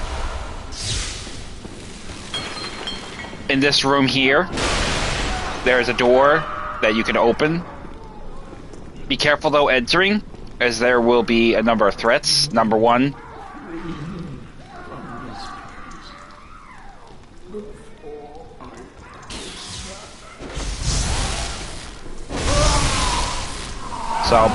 we're going to basically just put these poor guys out of their misery.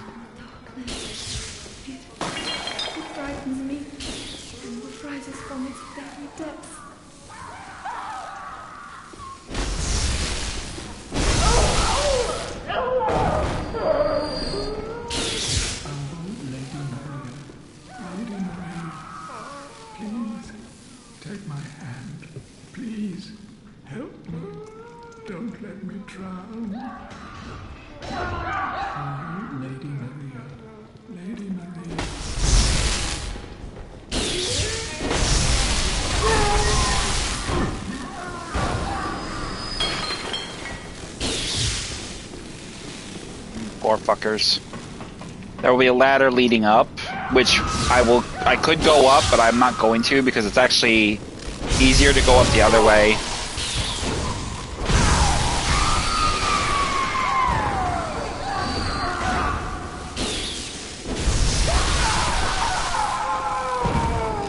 So pretty much we're just going to be like making our way, you know, putting down a lot of these patients that'll be potentially a threat. You have two patients here on the left as well as one on the right stair.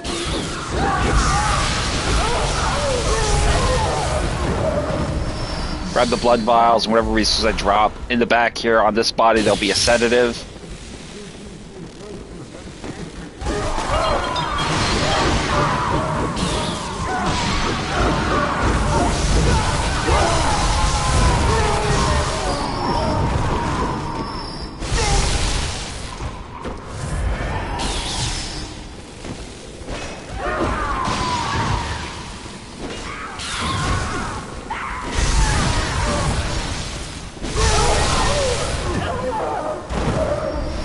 You'll have several patients up there throwing volatile chemical bottles at you, so you just want to get them, you want to get up the stairs, but first we're going to just dispatch them. I want to get rid of as many of the patients as possible, because they'll just follow me up the stairs, and I don't want to be overwhelmed. So we'll head up the stairs here now, rush. They can't hit a moving target, so...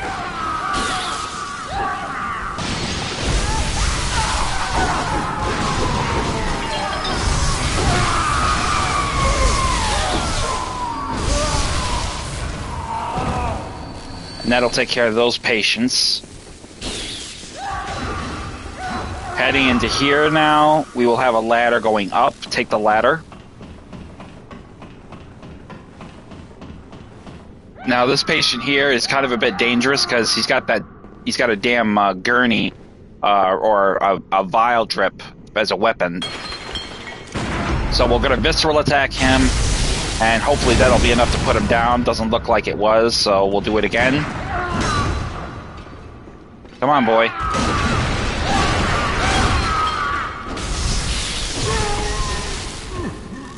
So with that being done, he'll drop us some blood vials. Get over here on this body, we'll have some more blood vials. Now you have two paths here, one to the right and one to the left. We're going to take the one to the right because there's a hidden area that we need to get to. But before you come out here, you want to be careful, because this will take us to a lower level. Actually, this will take us to the ladder area. But what I want to draw your attention to is over here. This is the ladder area coming up. Over here, there's an area we need to get to the lower level. There's multiple levels to this, but some of them are not all accessible from the same stairwell. So you're going to have a bit of platforming work to do, and a little bit of dropping down into areas to do as well. So we obviously can't go that way. It'll just take us back to where we already were, so we're going to head to the left, out onto this balcony. The door is locked from the other side. Not anymore. So coming out here, we'll be on a balcony. We'll have two patients heading up the stairs. This will lead around and up. There's our guy with the minigun, firing on them. Get some antidote from them. So as you can see, that is not going to be an easy task for us to get up to, so he will let the patients go up there to get slaughtered.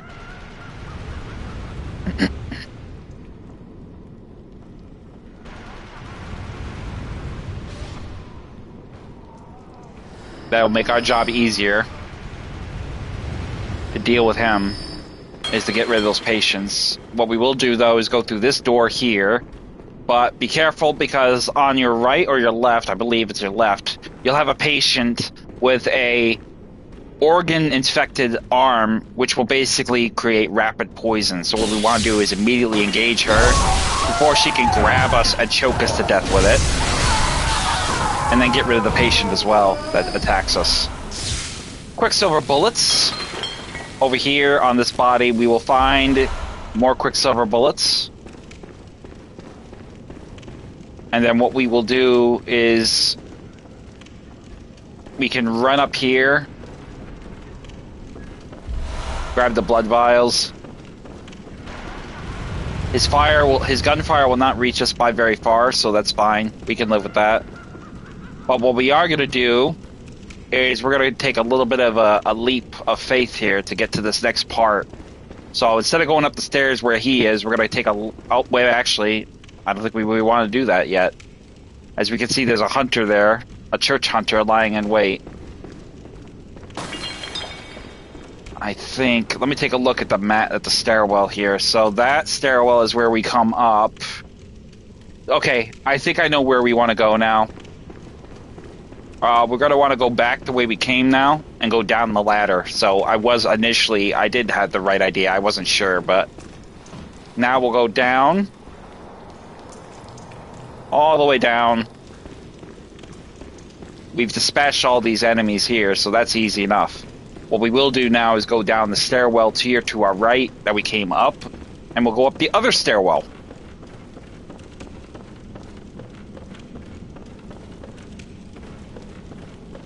Essentially, this is where we will have this patience coming down the stairs to engage us. Getting rid of the one will be a benefit, but you still have more on the path to the left. Instead, we're going to go to the right, go slow. And when you hear a glass break on that thing, it's going to detonate, so be careful when you get too close to it. Search the body and you'll get Madman's knowledge. Okay, that one did... Yeah, there you go. It detonated. So basically it just does a huge... It's like a trap, but it detonates only when you get too close to the chemicals. And there you have it. Another detonation. There's a church servant on the balcony. We're going to wait for him to turn away from us, because I want to get the drop on him. We're going to change our weapon, too. Go with the Beast Hunter Scythe. I want to get the advantage of getting him from the rear. And it doesn't look like he's going to give... Oh, there we go. Okay, never mind.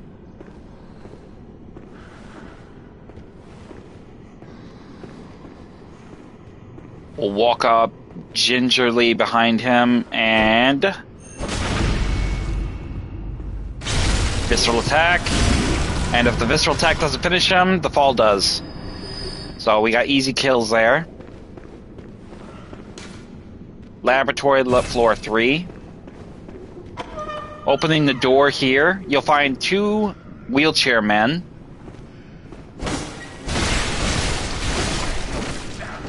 This one will have a flame sprayer.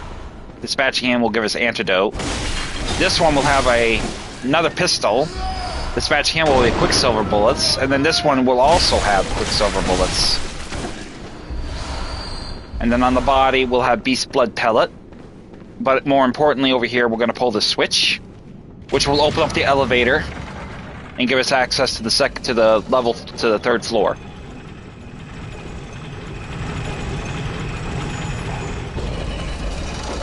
And then we in turn will be able to get access to this patient down here.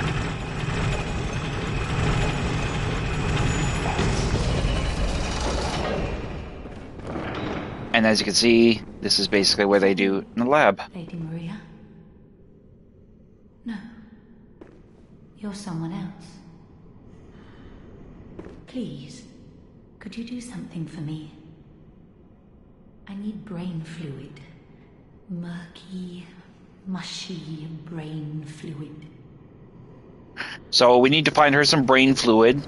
She's part of this quest line. And when we get her what she needs, well, she will give us her blood, and she will also give us, as we quest progressively gets harder, she'll want more and more, but then we'll get more powerful runes. We'll get a powerful rune from her, which is actually what we want.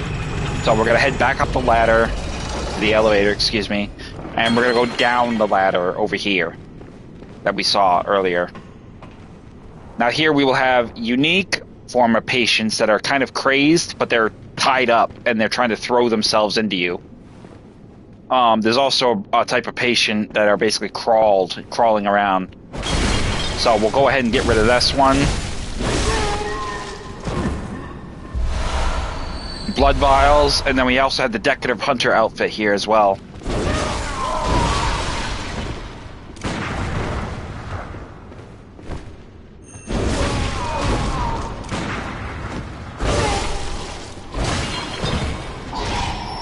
So once we take her down, she'll drop us a Tempering Blood Gem, and then we will be able to open the door to the 2nd level of this lab. First is right is where we want to go, but for the first thing we're going to do is go left, as we're going to grab this item. Avoid the patient lurking in the corner here. Get a Tempering Blood Gem off him. And Frenzied Cold Blood off this body. And then what we're going to do is head down here. And we'll get our key.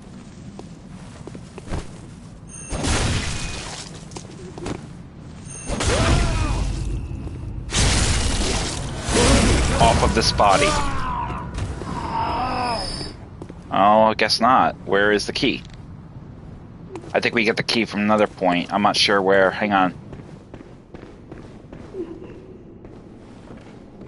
We'll come up here though, and we don't get the key there, it seems. So I still have to figure out. I'm still remembering.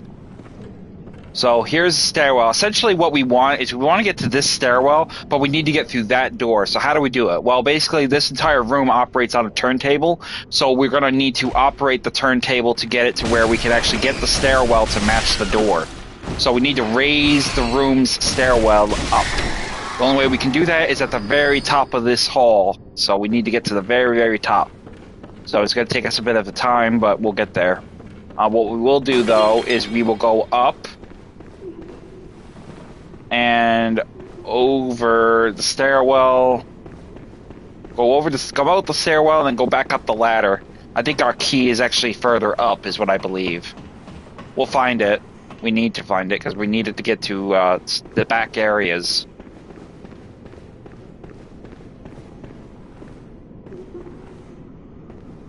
So upon getting out here, we're going to actually go down the stairwell here. No, actually, no, that's not correct. Damn, this place is kind of confusing. Damn. Okay. Bear with me a moment. I'm getting a bit turned around. We can't operate this ladder, so this lever is not operational. We need to activate the elevator from above. So what we're going to do is we're going to head up.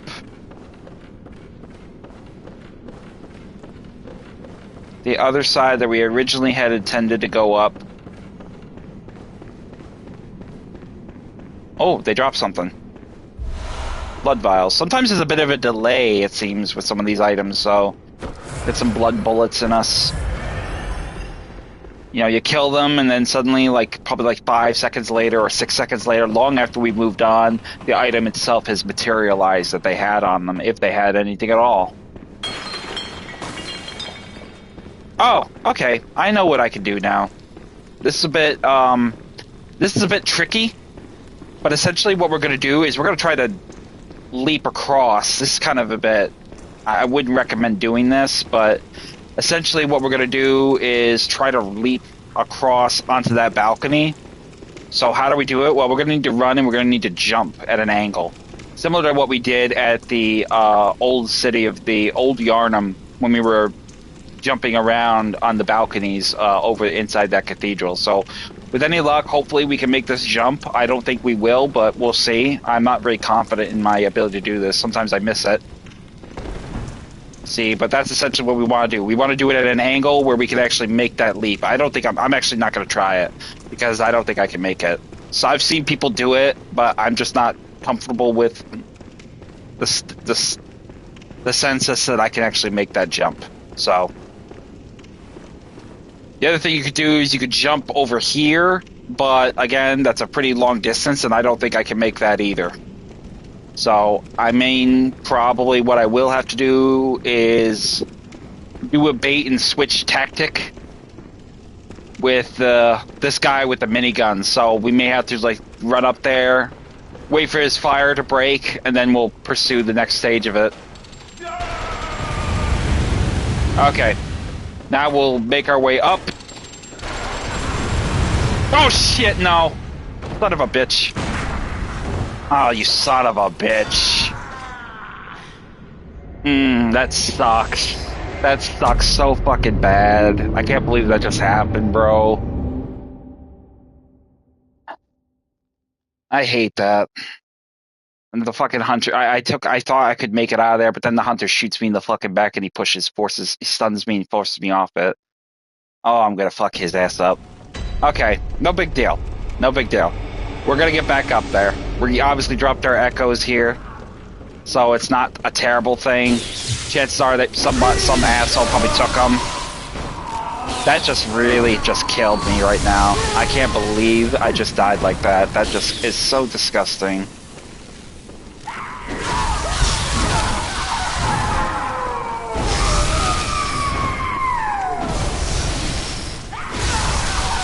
I gotta find out where the hell my echoes drop, though, because that just really kind of pissed me off. But it doesn't matter, we'll come down here, we'll get a bunch of echoes again. That just...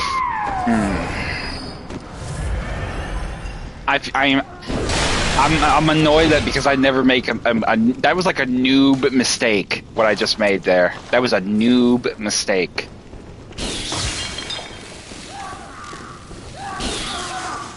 That is so sick. I know, I'm so pissed off. I'm so pissed off. I could have... Oh, I am not losing that. I'm gonna clip that.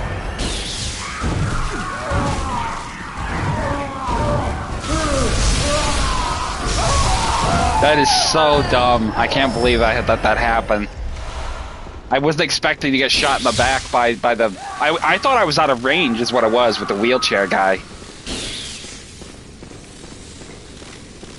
I thought I was out of range. Matter of fact, I'm gonna save a gameplay of that because that was actually pretty... That was disgusting. Alright, 3 minutes. Last 3 minutes was saved of that.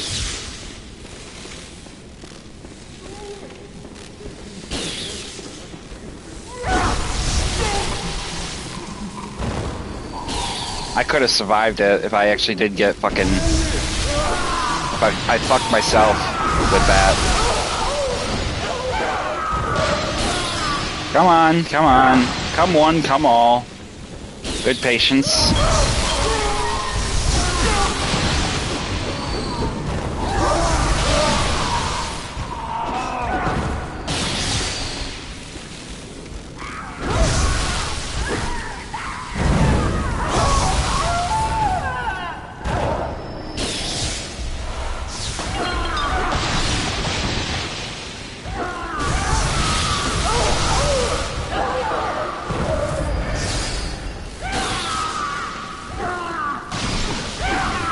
Look, I'm tired of you guys throwing shit. Bitch.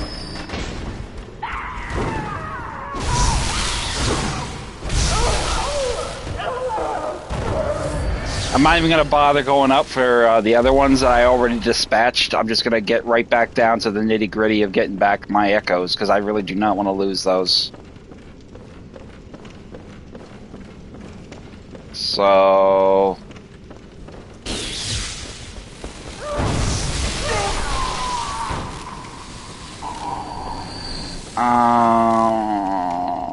where... It's up there. Okay, so I'm actually one floor down. I'll get this church servant, though. Really? So much for the element of surprise. Goodbye. Hey, what do you suppose is a better pistol? The Hunter pistol or the what is this pistol called? The Hunter pistol or the Evelyn? I personally find the Evelyn more better, but I'm still not... It's not up to snuff with its power yet. Yeah, that's what I'm trying to... It's very confusing to navigate this place because it's so goddamn labyrinthian. So I think I think you're right. I'll have to take a detour back. All right, this isn't the way.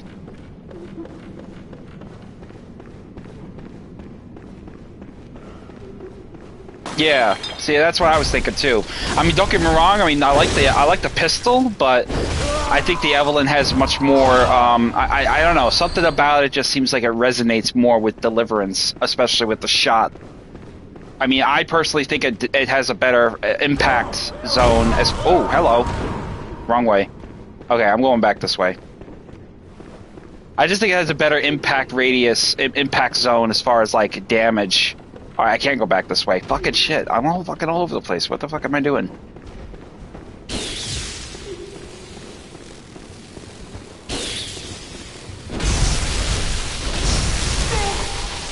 Oh boy.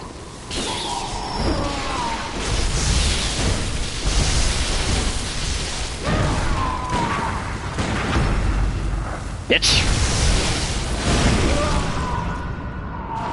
Alright, obviously my Tantris is starting to reach its limit, so I'm gonna have to switch up my strategy. I'm gonna go with the rifle spear. My baby. I love the rifle spear, it's one of my favorites.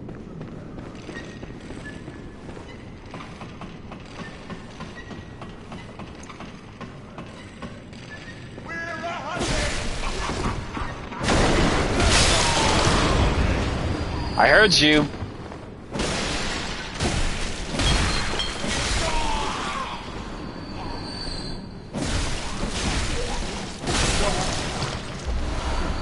Antidotes. The good thing about this is these guys here, you can actually farm for antidotes if you really need them.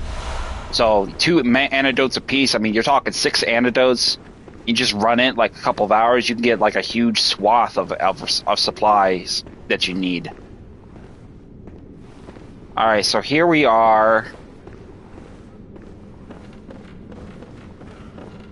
Yeah, we're gonna have to go up, so we'll have to make our way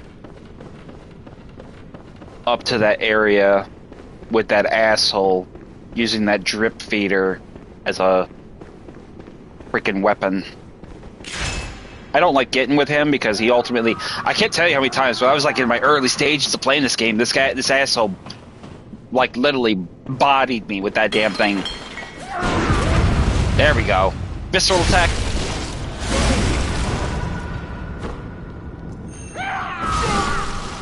Enough. A warm, damp blood gemstone. Cool. I'll take it.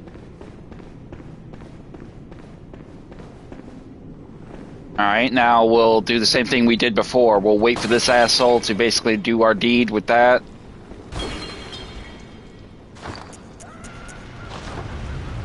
Yeah, I can't believe he did. He got me with that bullshit.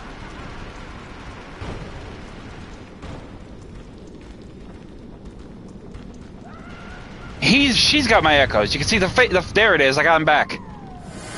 Thank you, old man. You did me a service. Just got rid of that one. Now he'll get rid of this one.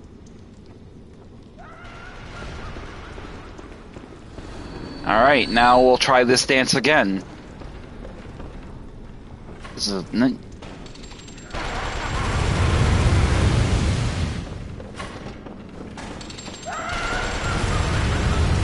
Yeah, suck it, old man. Now I'm gonna run and jump across here. I'm gonna fuck his ass up now. Goodbye. Jack off. What? Where did he land? Oh, come on, man. You believe that shit? I fall to my death from 2 guys, and this guy, he's got like the luck of the Irish on his side. He falls right on the stairwell. Wow. Okay, I'll take it. But instead what we'll do is come down here to this door and we'll open up the elevator. Now we got immediate access to... What floor is this? Laboratory, floor 5. So, now we got access to that. And we can access the elevator.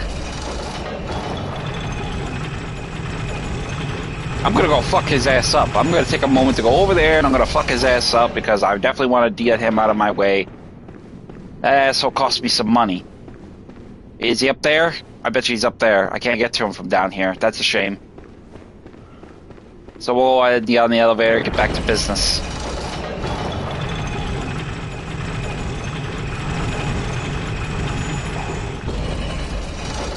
So we'll head into this part here.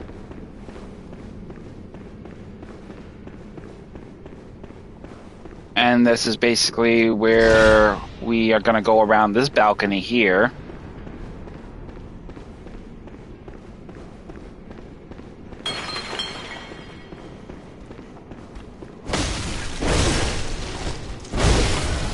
Welcome to the stream, folks.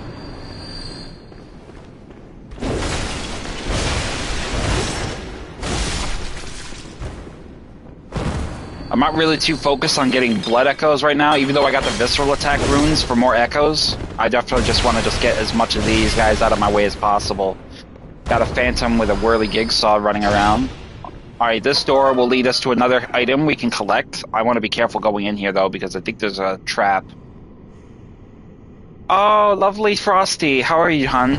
Welcome. Ah, there we go. See, these little freak shows basically will admit frenzy, so we want to be careful. We'll put on sedative just to be safe. So as soon as we come into here, these unanimated piles of flesh will come to life. But we will get blue elixir, and then we'll also get the enlarged head for a costume design. Kind of bizarre.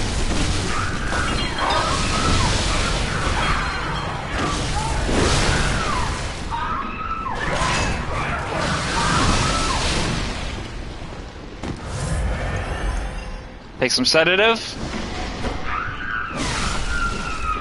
We'll use the thrust attack to get rid of these guys, because it seems like they're pretty vulnerable to kin. Very vulnerable to thrust, so we'll take advantage of that.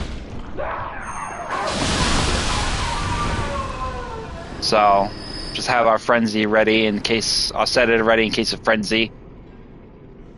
And looks like it's going to stop there, so that's good. Over here, further along this path, we'll have another body, which will have 4 blue elixir. So we're getting a lot of blue elixir here, because I remember using a lot of that. Using a lot of it up. And then what we'll do is we will head back around the long way of this upper balcony. And then what we will do, I believe, is this will take us down. Will this take us down? I want to get to that hunter down there. Yeah, I know. Downside of this, I actually had a terrible fight with a Chalice Dungeon boss. Oh my god, I didn't get through it. You'll have to check a look at that later in the stream. It was actually pretty funny. So right here, pretty much what we want to do is just drop down and get this guy. Now take care of him. Now, before we go down there and dispatch that hunter, the murky brain fluid we got is actually we got to get from that enlarged head, which she is watching. So what we're going to do is take advantage and just sweep up here for any items. And then we'll go down there and dispatch that hunter. Here, we have the elevator below us, which we could actually use to get to an upper level, but this is actually a unique place where we can actually get... Actually, this is actually kind of how we get to this level altogether. There's a hidden passage, and this basically we just roll out of the elevator once we reach this hidden passage. So there's obviously nothing up here for us to grab, so what we will do is dispatch this hunter. Now, we won't really have to work hard to kill this hunter, because if this hunter's stupid, like its AI entails it to be, it's gonna she's basically gonna just roll all over the place, and then she's gonna just end up rolling right off and falling to her death. I did beat the Amidala. That was a real pain in the ass. I didn't get any fucking help. I got in touch with a Bloodborne Discord called the Hunter's Bell. I called for help, but I didn't get told that there's actually a separate suggested channel within this Discord server that provides help with dungeon chalice bosses. So, but I did manage to get through that little bitch. I had to finagle my runes around, and I upgraded some of my weapons. So I actually did manage to get her by the skin of my teeth. By the third stage of the fight, I just backed off and just used nothing but throwing knives and bone marrow ash, and I actually got her. So thankfully, that's done. So, oh, she knows we're here.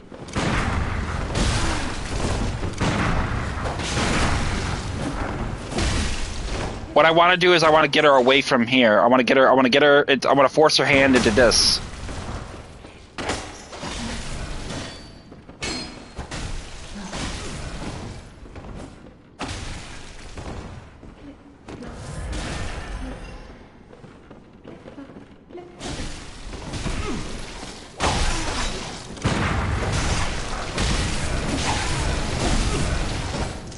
Bye.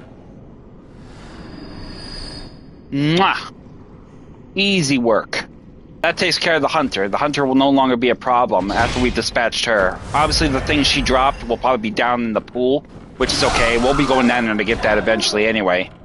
But we're going to get the murky brain fluid off this body, relevant for the next stage of our quest line. I got it on stream. Once this video is finished broadcasting, it will publish. So you just kind of probably need to go back to maybe the very beginning, like maybe 20, 30 minutes into the stream, and you should be able to see it, because maybe even further than that, because I got her sometime around like the early parts of it, so I immediately went right to it. So if you want, like you could just shoot right over to there, and right then and there at that point you can just pretty much catch it right there. Because it's you could. I mean, I got it, so I was very pleased with that. I died a couple times, but I managed to come back and get her. So. Lady Marie, will I ever grow up and become an egg? What say you, Lady Maria? Lady Maria, say something. Anything.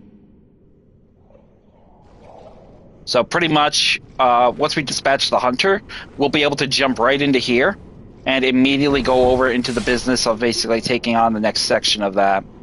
And that will pretty much entail... This pretty much is our shortcut, so we pretty much are at this point. What we will do, though, is go back up the elevator.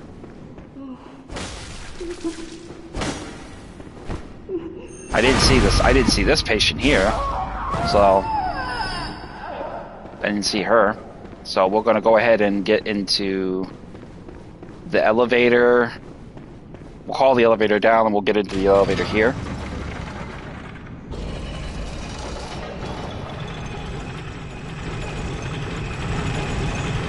What I really want to try to do is I want to try to encapsulate the accomplishment of the end of the stream. I want to fight Lady Maria. I really want to fight her. So hopefully we can get to that point where we can fight Lady Maria. I love fighting her. I know she's a very hard boss, but I love fighting her because there's something just so it's so satisfying. Even if I die like multiple times, I'm still so damn satisfied with that fight. It is such a great fight.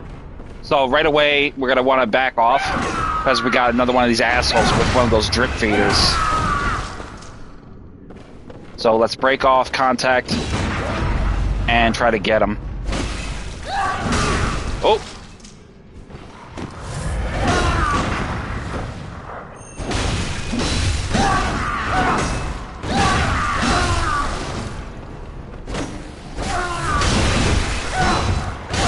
God damn, you're nasty.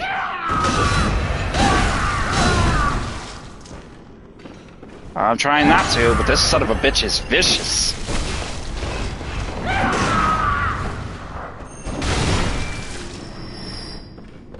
Jesus, he was aggressive as hell.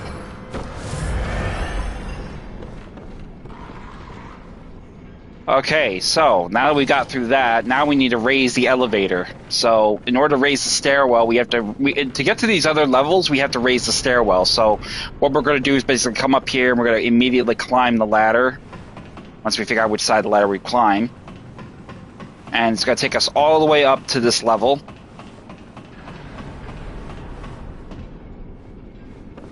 And we're going to head across. Now, obviously, this is pretty much not a very good place to be, so you want to be careful up here.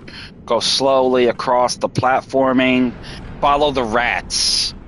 Do not engage any enemies on this platform. Wait for the bats to get across the bridge. We want solid ground underneath our feet, so we'll wait. Another patient somehow found our way up here.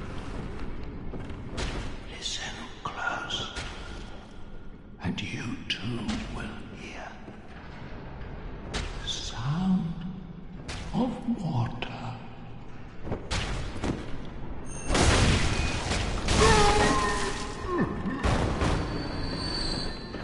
There will be some crows up here, I think. Right there. So dispatching the crows. Over here you'll find a bloodstone chunk on the other body. I'm gonna wait for the rats to come across again. I don't even need to really wait for the rats. I'll just fucking chase after them and just get them. As long as I keep them in my front, I can easily kill them. He's got a poison knife.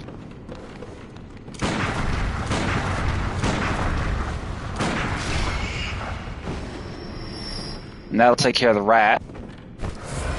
More blood bullets. And then we'll go back across and get Great One's wisdom off this body. Then you'll have this small little ramp here. Take the ramp down, and then we're going to rotate this turntable, which will raise the stairs up.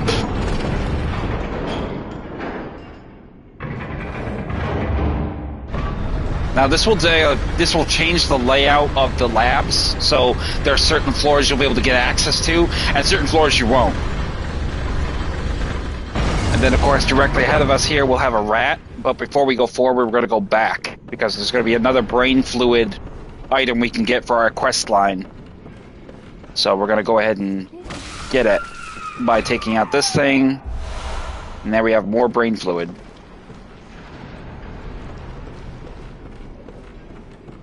So what we're going to do now is head directly back across. The crow will fly down, which we will follow and kill. And then with that, he will give us the guidance rune, which is one of two, I believe, which is probably much the only one you find. I've been wondering if there was a second one, but so far I haven't found it.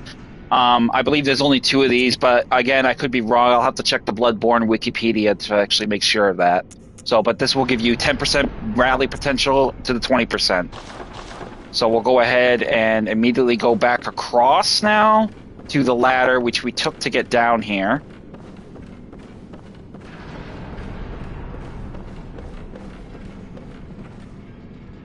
And then we will drop down.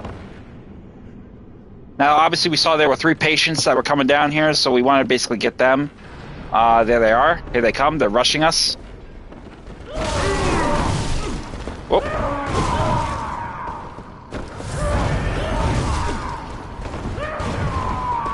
Oh, shit. I gotta get out of here. I want to get these guys in a controlled environment.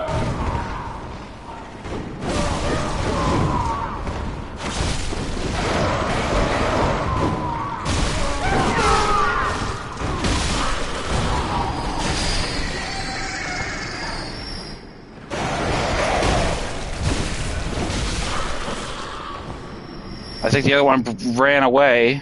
I'm not sure. I don't see him no more. But this one dropped blood vials inside the chest here. I think we will find a fine strike damp blood gemstone. So that will take care of that. Where the hell did this other guy go?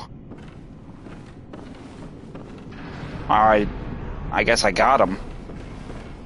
Did I? No, he's gone. He booked. Where the hell did he go? Suddenly he's David Copperfield? Fuck him. I'm not worried about it. Anyway, head down the stairwell. We'll head down here, and we will have another path that we could take now, I think. I'm not sure if we've been through here. Yep, we have been through here, so we can go around. But this will actually bring us to another area of the lab that we can actually get access to, I think. So, going over here.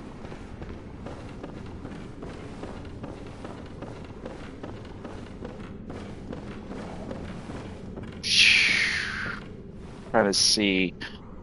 It's very vague to remember where exactly I have, where all these little secret doodads are, so bear with me here. I'm trying to get my brain straight. I believe there is a key somewhere, and I gotta find it. It's gonna bother me until I find that damn key for the back room area. So, but we're gonna drop over here. And...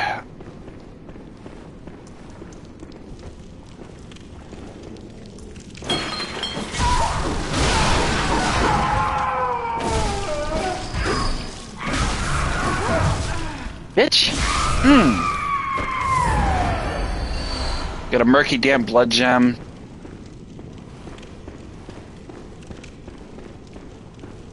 Okay, here we go. Out here, you'll find a dirty blood gemstone there, which will basically like be a little alcove over this area, which is pretty much what we are scaling for. There was another item up here I gotta find. This was pretty much in this area. I'm pretty sure I'm gonna have to do this little diagonal jump to get that thing, so I'm gonna try. Hopefully I don't die. Put myself to full health and see if I can make this leap.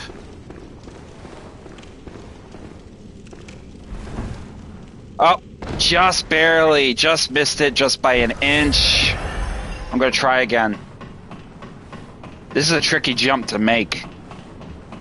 So maybe if I can get a running start, I can make it. Because I get that forward momentum. Nope. Damn it. Very hard to get this jump. I always struggle with this jump. This is one of the hard jumps that I can't really usually make on the easy fly.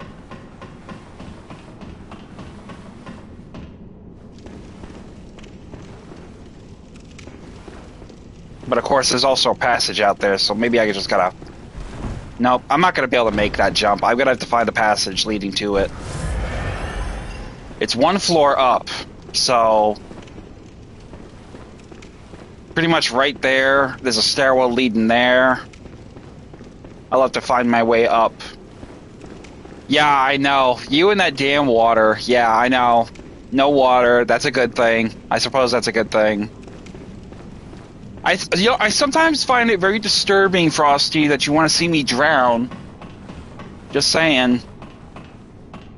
You're supposed to be rooting for me. You know, where's the moral? Where's the enthusiasm? Where's the support? You know, where's the support system?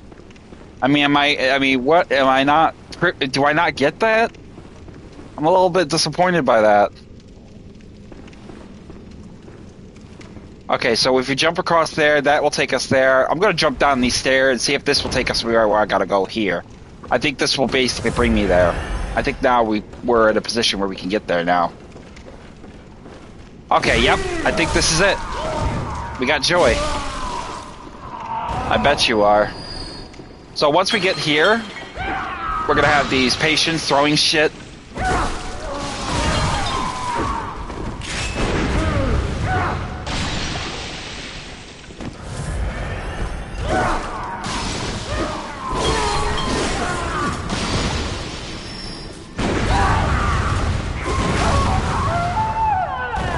So pretty much we got through that. Now we got over here on this balcony. We're going to have some Quicksilver bullets. And then here we're going to have another item, which over here there will be another bitch looking to poison us. Going to just intercept her and spear her. Quicksilver bullets. And then here we will have the underground cell key. This will enable us to gain access to the underground area just shy of the corpse pile. So this is actually an important key that we do want. So we found one key. I'm still trying to figure my head around where that other key could be to get access to the background garden area. So we'll get there eventually, but right now I don't really have an answer. But we have another door. We have another secret item down here with this dropping of the now we have the lock shield. Now the lock shield is a unique shield-based title weapon. It is similar to that of the wooden shield, but with one distinction. It is a shield that protects you from arcane damage. So it doesn't really protect you in so many senses of the word, but it does provide a significant measure of protection from arcane elements, mainly magic. It also is a lot more durable than the wooden shield, and I'm not entirely sure how effective it is with negating damage from gunfire, but it is a significant step up in terms of protection with shielded items. So, but we will do is drop down here now. I definitely don't want to push my luck without much in the way of the Quicksilver bullets. So we're going to take a step back and go ahead and port down to the... we're going to get to the corpse pile and go opens up some of those underground chambers. We're going to get a couple of outfits and a weapon. So we're gonna go ahead and first thing we're gonna do is upgrade one of our stats. I don't think we can upgrade our stats. I think we're actually limited. We'll upgrade our weapon though. I think that's what we will do. So let's fortify a weapon. Let's go with the Evelyn. And then we got 4 stone chunks. We'll go ahead and upgrade the piercing rifle. I love the piercing rifle. And then we'll go ahead and we'll just do a couple of the replicash. Need that. And then we'll repair the Beast Hunter Scythe, and then obviously the Tantras. And, yeah. I definitely want to burn my echoes, though. I don't want to get caught. There's a hunter we're going to have to fight to get the church pick, so I don't want to run the risk of losing them. So we're going to burn our echoes. What do we need in big bulk and supply? Let's get, we don't need sedative. We need,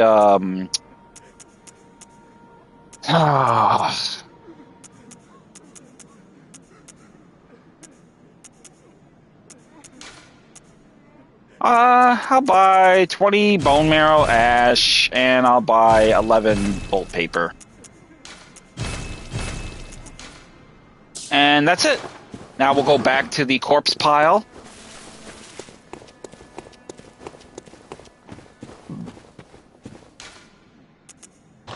And we'll get our underground chambers unlocked. This key won't unlock all of the prison cells down in the underground. So, unfortunately, we will not be able to get to that one asshole hunter who is going to be harassing us later. So, but what we will do is get access to some of the chambers. Most notably, this one right here will be one. So we'll open it up, and then we will kill this one, who's going a bit stir crazy. But when we kill him, he will drop us an outfit in the form of Yamamura, I believe is his name. And basically, he will drop us his hunter outfit, which is cool. Inside this chamber, we will find Frenzied Cold Blood. We'll use this room for cover right now to hide our presence, so we can get rid of the church servant as well as the wheelchair man. So here comes the church servant. Wheelchair man is going to take a little longer to get there. But once we have dispatched them, we can focus our attention on the hunter that we're going to need to take on.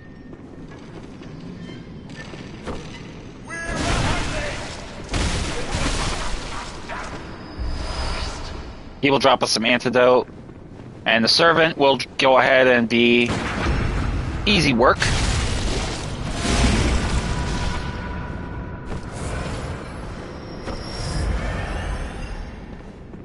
He didn't drop us anything. That's disappointing, but okay. Inside here, nothing. Obviously, we want the church doors that are locked. This door is not locked. This door is locked. This is going to be the one with the hunter inside it that we need to get that weapon from. As you can see, he's got a repeating pistol, and he's got a church pick. So what we're going to want to do is basically get ourselves what we need. So right away, we're going to need some delayed Molotovs. I'm going to try to keep them in this room if we can. Get some lead elixir. And we're also going to get him with some numbing mist, if we have any. I believe we do. There we go. And I think what we'll do, I'm going to try to catch him, stun lock him, if I can. And I'm going to go with the Blade of Mercy. If I can keep him stun locked, I can keep him in this room. So, let's see. Alright. Let's get to work. Oh, he visceral attacked me, you son of a bitch! Oh!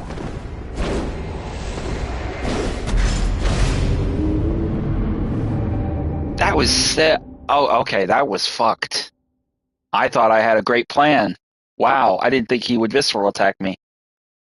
Instant death. Damn.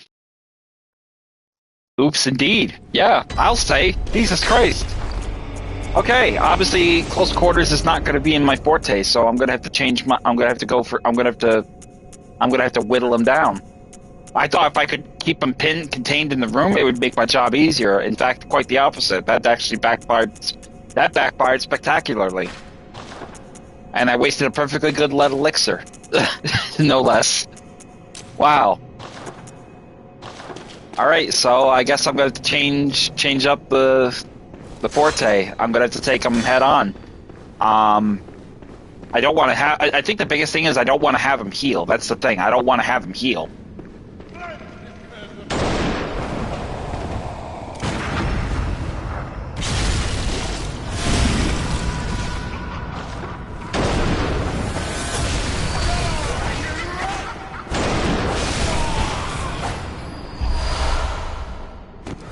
Wow. All right, so let's go ahead and give that. Let's try that again. Obviously, I can't keep him contained, so I'm gonna have to just basically hope to God I can. Where the hell is he? He's in this room.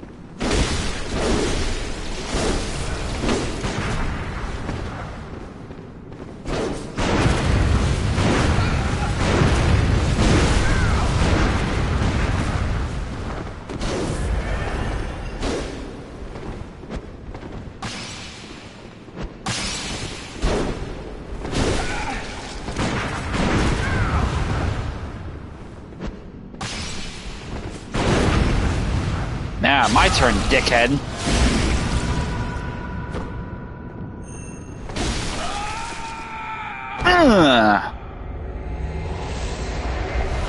And by taking down that hunter, we have gotten the church pick. Now, the church pick is another one of my favorite weapons. It is a skill-based weapon, and it is a righteous weapon on top of it. So you get the benefits of it being a righteous weapon for taking down vile bloods. You get the perk of it being a thrust-based attack weapon. It is also a very powerful weapon in terms for skill builds. So if you're skill enthusiast, this is a weapon for you. And it is also very durable with arcane if you want to use it with arcane elements. So as you pretty much see, it looks pretty generic, like a regular bladed weapon. Thrust weapons is its forte. But the unique thing about it, it turns into a giant, like, pick-style scythe. So it does a pretty good, pretty much like that. And like I said, it's a beauty. It's a great weapon. Extremely good if you're a skill-based player. So, and it's very great for me. I personally love it. I would put this in the top 10 for skill-based weapons that I would absolutely see myself using. So, yeah, I mean, go with it. I mean, it is, you won't go wrong with this weapon if you know how to use it right. So, if you're a skill-based player with a skill-based taste for weaponry, this is a weapon for you. And it's a very handy one that I like to almost all the time go directly for, with cases of it being, especially against vile bloods.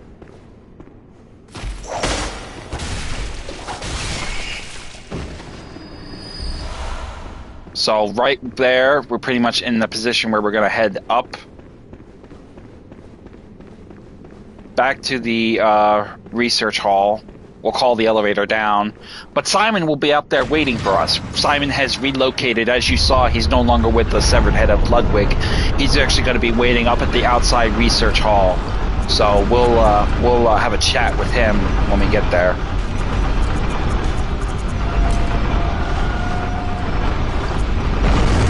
We'll go ahead and have our Tantras now, because now we actually have it repaired.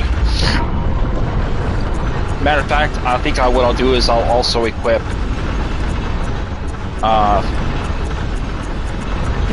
threaded cane and maybe some bolt paper. So once we're here, Simon will be waiting here. Go ahead and have a chat with him. Hello. Not a pretty sight, is it? The true face of the blood-worshipping, beast-purging, healing church. But that's not all. You seek the secrets held by the nightmare, do you not? Then here's what you must do. climbed the astral Clocktower and killed Maria. She hides the real secret. So he's telling us basically what we have to do. So we have to kill Maria, and that will open up the path to the place where they're hiding the real secret. So we're going to have our medicine switch over to sedative, because these new enemies will create frenzy. So we want to get them out of our way.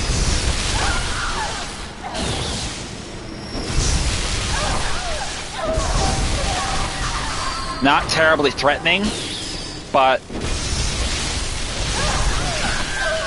can be if you're not, dealing with them duly as fast as you can, because they can do much like the little blobs with their frenzy-inducing attacks.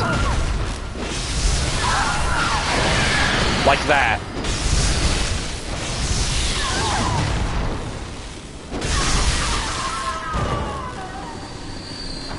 We will actually need our medicine for this, because we're going to have to step into this pool to get these other resources, so have your medicine handy and take it as needed. Because now that we've raised the tower, the water has dropped, so now we have a lethal blood damp blood gem.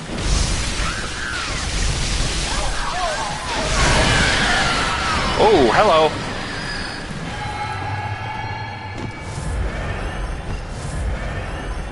So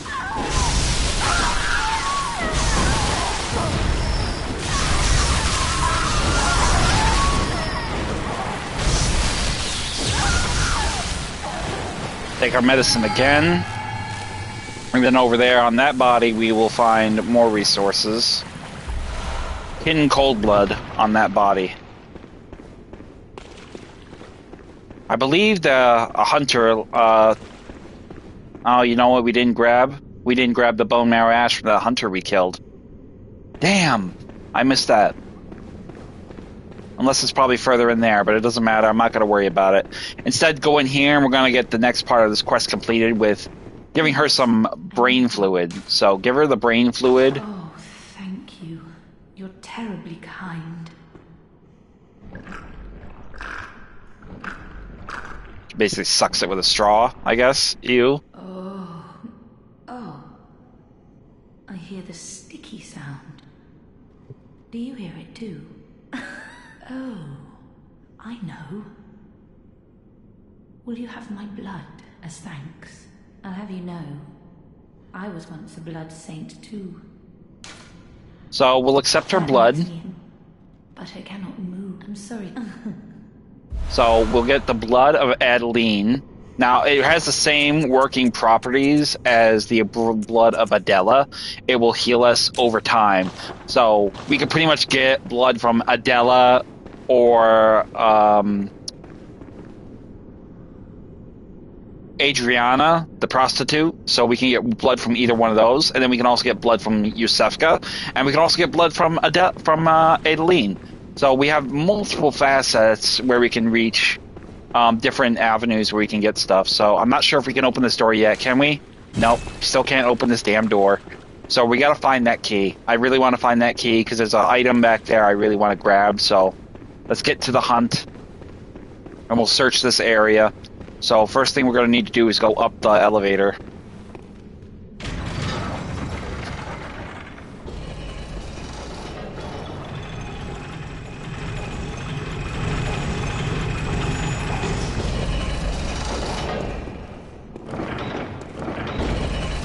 It's been a long time since I played it, so it's kind of a bit frustrating for me not to remember it, but I have to be patient with myself because I know, yeah, it has been a long time since you played, so just take your time and you'll find it.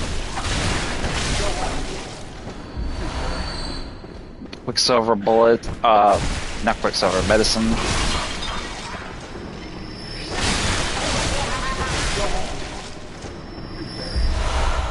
Quicksilver bullets, and antidote.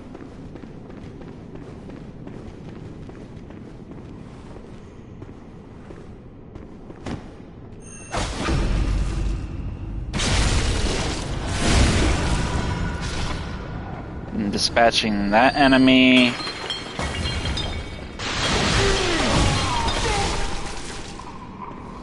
And then that one. Now we'll go up. And And this is obviously going to take us to the door where we have to go out, but I really don't want to go that way. I really want to find that key, so we're going to need to find another route to go around. I think probably we'll take the step. Let me see, is there a drop point here we can land on? Doesn't look like it. We'll have to take our route down.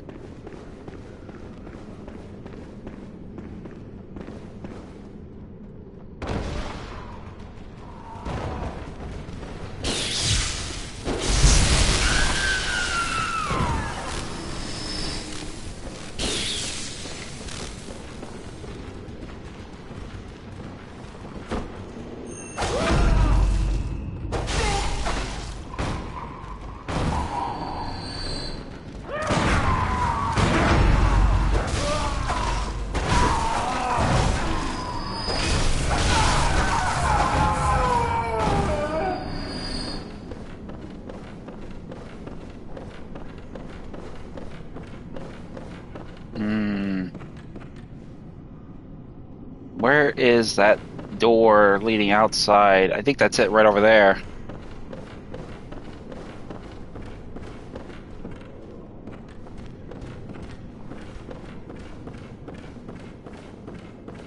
So it's just a bit of finagling work trying to find this damn key. But I will get it. I'm obsessive about this kind of shit because it drives me crazy when I can't do something.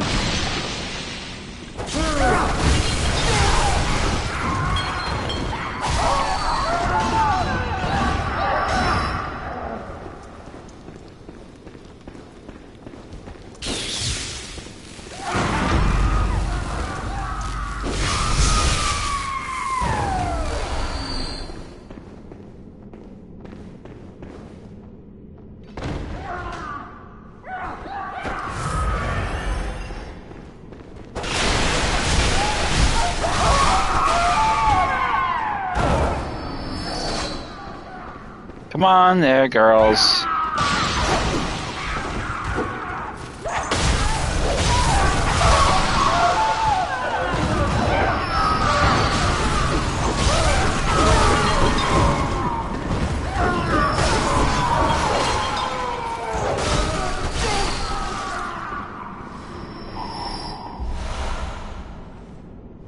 And then we have that stairwell over there. Okay, I see where it is now. Alright. Basically, I gotta finagle and wrangle the whole way around. Yeah, I'm not giving them a hug. They're gonna suck my face. I'm good. Oh, shit! Shit! Now, see, Frosty? See what you almost made me do? I almost did it. Your fault, woman. Stop it.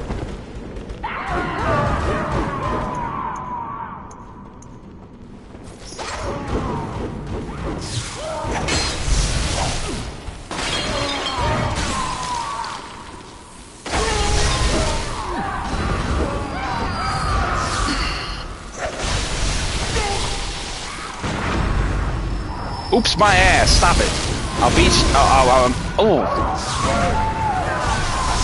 You're bad luck, girl. You're gonna get me dead.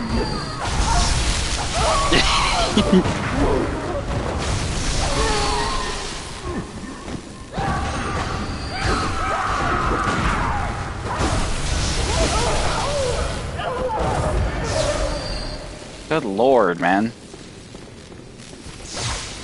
Take a chill pill, guys.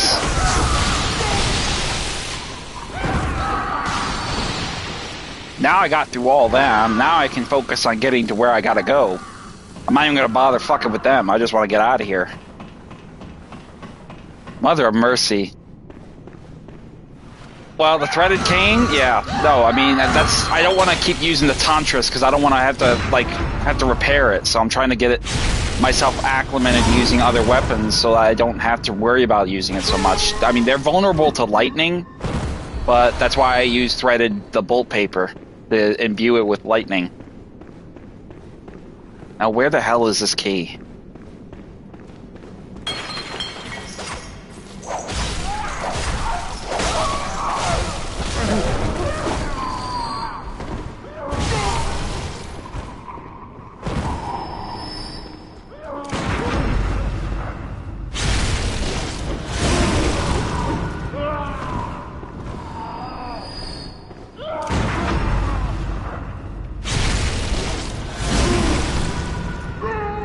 100,000 echoes. Alright, so I think if I go down there, that won't take me to where I gotta go. No, I think it will. Wait a minute. Ah, I am so confused.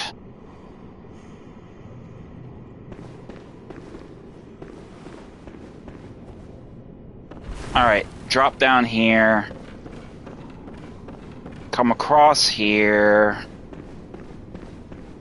And then I think we can drop down here.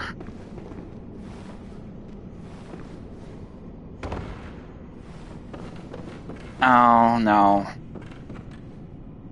I don't fucking know. I have no idea. I don't know where the hell this is taking me. I just want to find the fucking key, man. Jesus, why do they gotta make it so fucking difficult? Just give me the fucking key.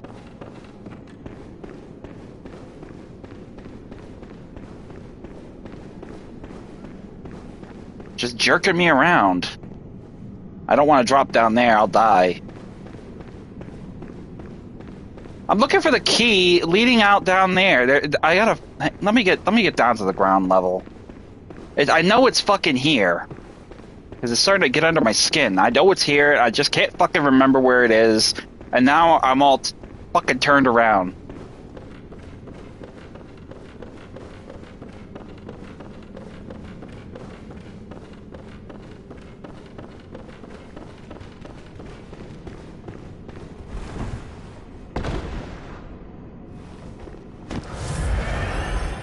It leads outside to the garden here. There's a black eye artifact which enables me to shoot beams of arcane energy. But this key, that's the first floor balcony key. But basically, it's locked. And I'm trying to find the freaking key. I know it's somewhere here, but I just can't remember where. And every which way I'm going, it's literally turning me around to the point where it's like, okay, well, you can't go this way because I moved the fucking stairs. Oh, don't I should...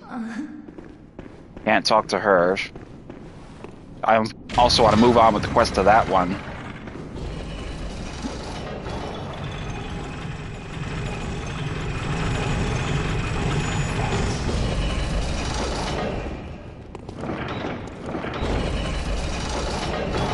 I thought I had it on a balcony outside of here, but it seems like it's not there. So let me see if this is the right floor. I think this is the right floor now.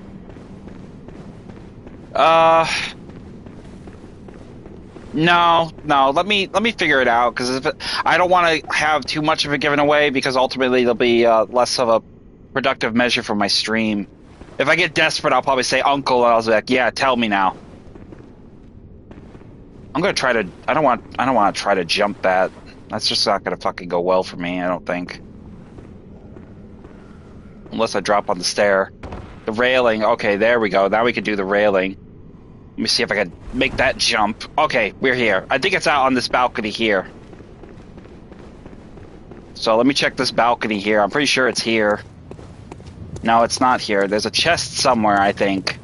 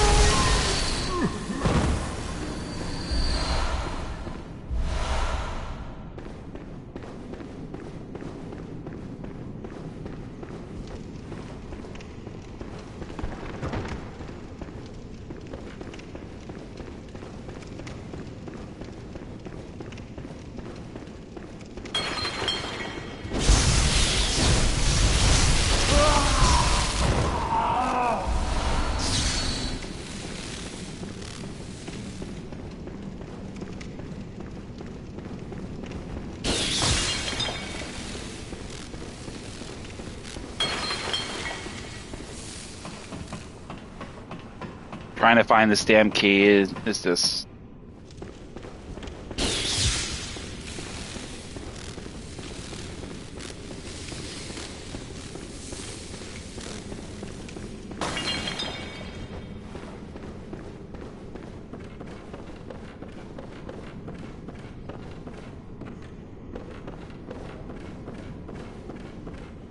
This is going to take me to the next boss fight. I really don't want to go out there. I'd rather find this key.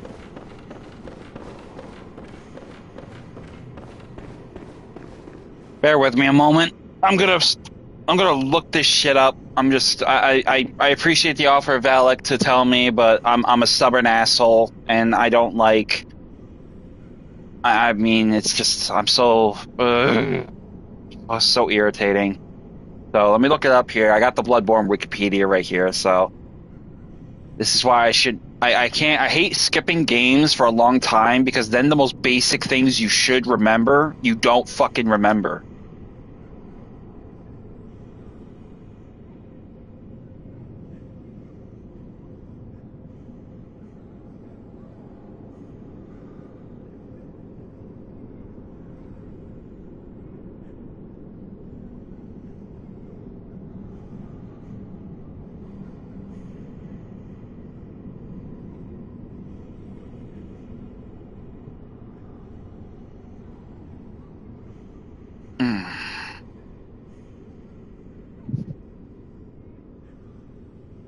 Oh.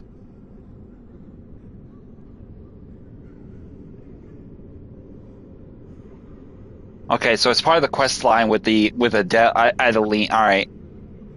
Now I remember. Now it's coming back to me. You will need to give her 2 of the brain fluid. So obviously I can't really do it to her yet. So obviously I can actually move on because there's really no reason for me to basically just waste time here. Yeah, I know. I hate that. See, and that's the thing. I hate it because when you don't play a game for so long a time, the most basic things that you would remember supremely easily slip away from you. I mean, and it's like, and then you're so annoyed with yourself because it was so generically obvious, but at the same time, then it's like now it comes back to you. Goddamn short-term memory. So, okay, number one thing we're going to deal with here is we're going to deal with the Living Failures boss. So, basically, the Living Failures were the antithesis of the experiments done. These guys that we've pretty much encountered thus far, the small potatoes of that thing. The Living Failures is the meat of the potatoes. So essentially, these are guys that are going to have a lot of power on their side. They're going to have a lot of magic. The unique thing about it is that they're not really a boss per se. They are a boss, but they're not really a boss. Basically, they're a consumption of enemies that will appear and be subject to the potential threats of causing damage with arcane forms of magic. This will appear in the form of meteor impacts, and there are a lot of their attacks are telegraphed similar to those of the Lost Children enemies we encountered, both in the Hunter's Nightmare, the Nightmare Frontier, as well as the Nightmare of Mensis. So what we're going to need for them, essentially, is because they are kin, they are susceptible to bolt, so we can use that, but we are going to also use the Rifle Spear, because for me, in my experience, the Rifle Spear has done me more good than using lightning, because they are susceptible to lightning damage. So, we're going to go ahead and get ready and go kill these guys.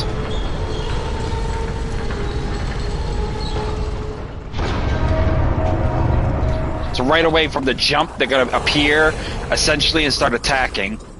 So, you just want to get through. As you can see, each one you take down will diminish the health bar, but more will appear and take their place once you've dispatched them. You want to avoid the ones with the lasers, so avoid the arcane magic. You can do visceral attacks with them as well. That takes care of one. The detonate, they will detonate, so you want to get away from them as soon as you kill them. Oh! Okay, no, that wasn't an explosion from the body. That was apparently one that was causing an explosion.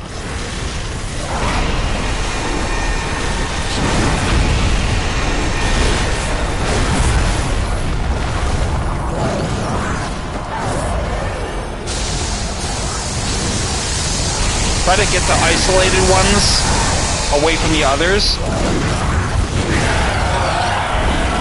And try to do visceral attacks. Like that.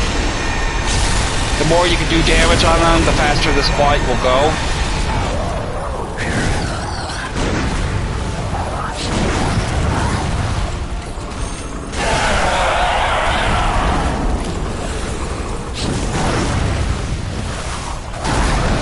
God damn you, bro.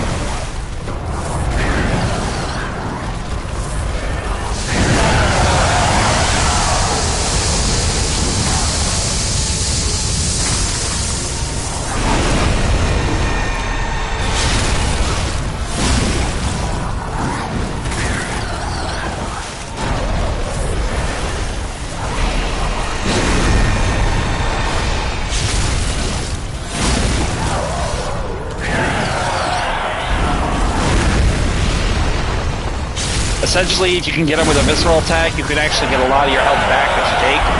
Now, here's where it's going to get dicey, because now they're going to summon huge meteor impacts. Try to use the plant with a form of shield to just take cover behind it until the meteor impacts pass, and then basically get back to the same task at hand.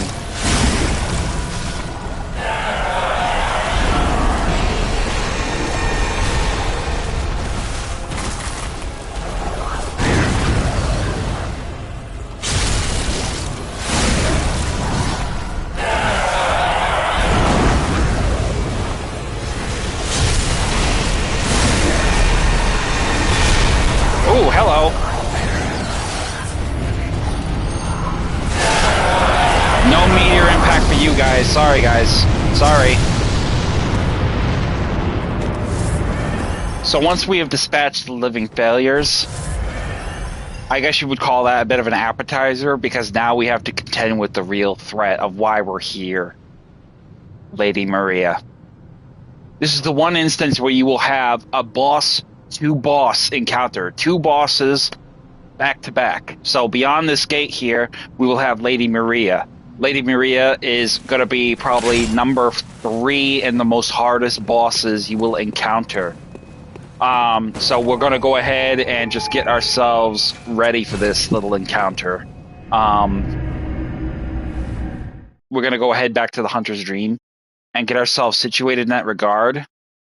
And basically just get ourselves organized in that fashion. So first thing we're going to do is we're going to buy some resources, because we don't have enough echoes to upgrade, so we're just going to burn these echoes. Buy a shit. We'll buy 100. We'll buy 100 blood vials, and whatever we have left, we will blow on rope Molotovs.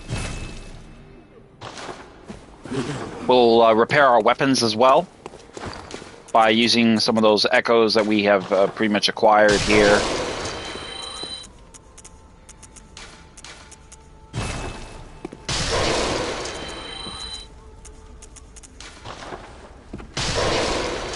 And our insight.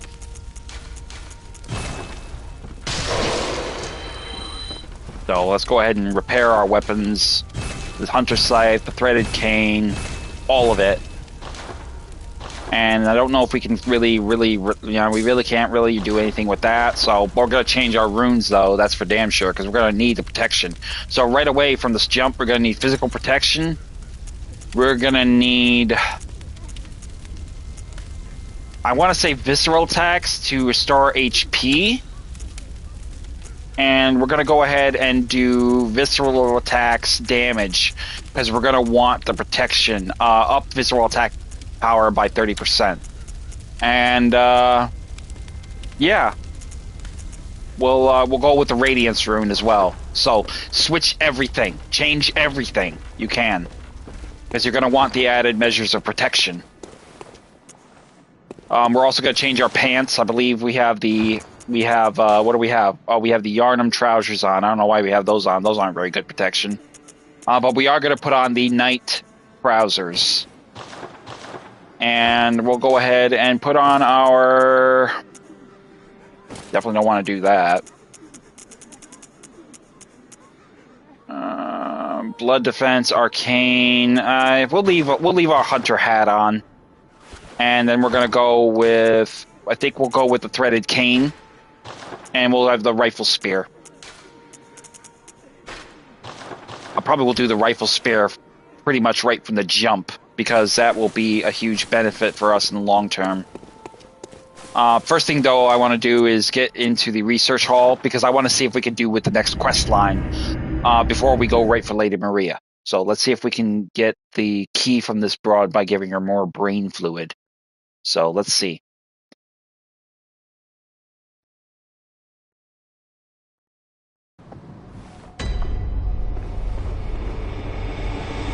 So immediately just ignore these threats here. Go in here, see if she'll give you brain fluid. Oh, don't be greedy. Oh, I gotta wait. I guess I gotta beat Lady Maria first before I can even get more. So, okay, no big deal. We'll go back to the Hunter's Dream, and we'll go to the Lumen Gardens, and then on to Lady Maria. Now, the unique thing about Lady Maria is she had a huge part in the Healing Church getting access to their old blood. And part of the secret, as Simon said, is tied to Lady Maria. So we're going to find out exactly to what extent. Buy 1 blood vial since we got blood bullets. And now we'll get on with the action.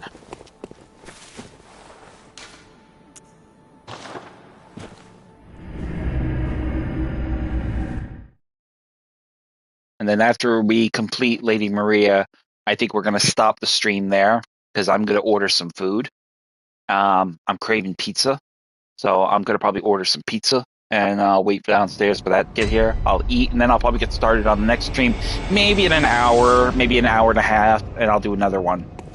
So as soon as we get to the Lumen Gardens, we're going to head right inside by opening it with the Astral Clocktower key, which we got from the Living Failures.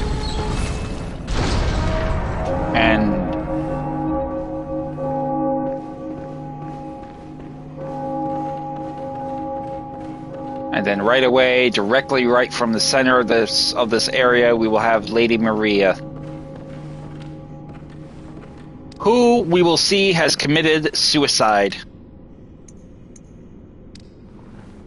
Now, the unique thing about Lady Maria is she is actually a Canehurst noble, so she has a strong attunement to blood magic. Blood tinge, most specifically being the correct term.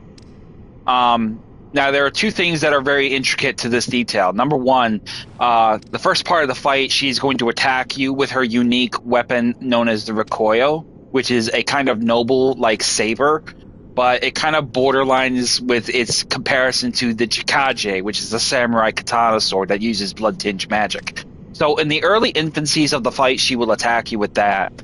Periodically, she will pull out her own Evelyn pistol and fire at you. Regardless, if you are attacking or not attacking, this gunshot will put you immediately into a stun state, which she will close the gap and attempt to visceral attack you. There is no way to really avoid it, so it's important for you not to get hit by that gunshot. And then she will be very gentle, like she'll cradle you, visceral attack you, and then like literally just let you die in a very kind of gentle kind of way. That is the first stage. The second stage, she will raise the ante by improving upon her attacks with blood magic, which will not only, it will basically increase her range of her attack from this all the fucking way to this. So she will have huge blood spears coming out of her sword, essentially to get you with a huge arcing attack.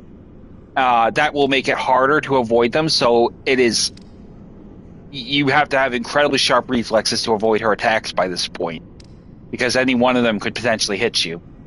The third and final stage is going to be probably the hardest point, where she will have the added effect of the blood attack, which will improve her range from here to there, but it will add fire to it. So not only will you have the implications of a physical attack damage being inflicted from this, you will have the follow-up attack of a fire arc, which will make a huge explosive impact zone.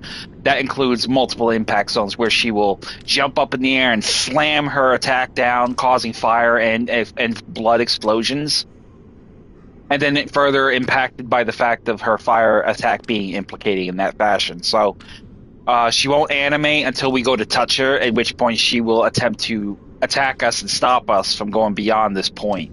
So essentially what we're going to do now is just go ahead and inspect the corpse, and she will come to and attempt to kill us.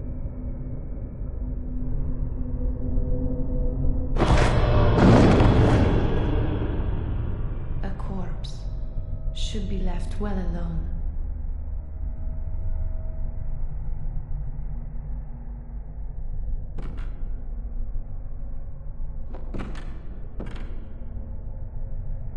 Oh, I know very well how the secrets beckon so sweetly.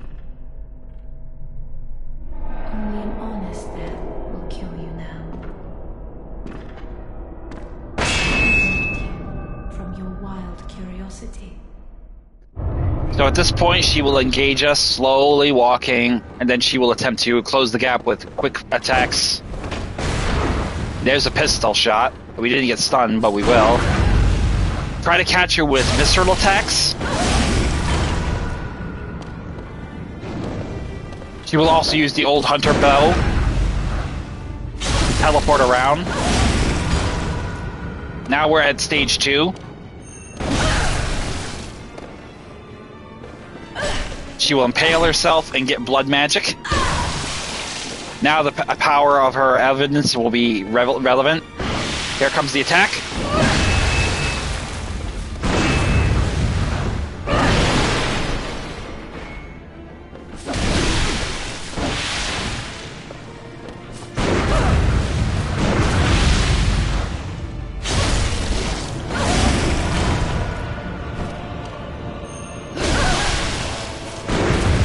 Now she will draw blood in and arc her magic to create fire.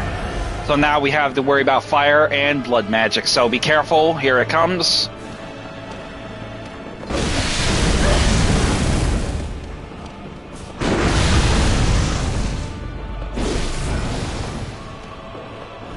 I'm going to try to use the pistol.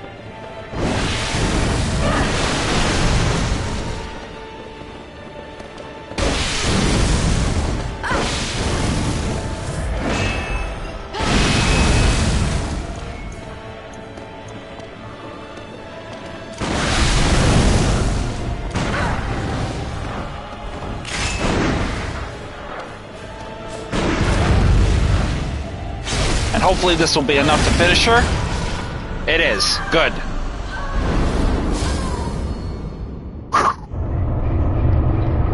And then by defeating her, we will open up a lantern, I believe, here. And then we will get the astral clock tower dial. So light the lantern. And then we will gain over to the passage here. And we will use the clock tower dial to open the path forward to the secret where she was guarding.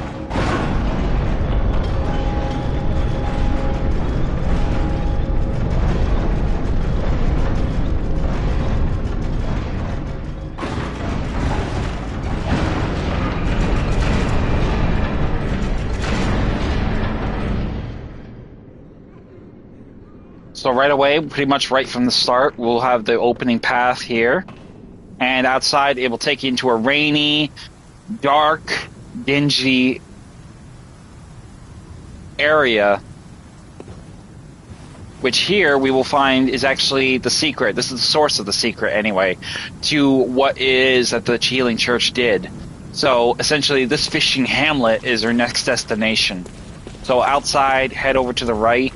And on the body, you will find lead elixir. And then over here onto the left, we will find Madman's Knowledge. Here we will have a...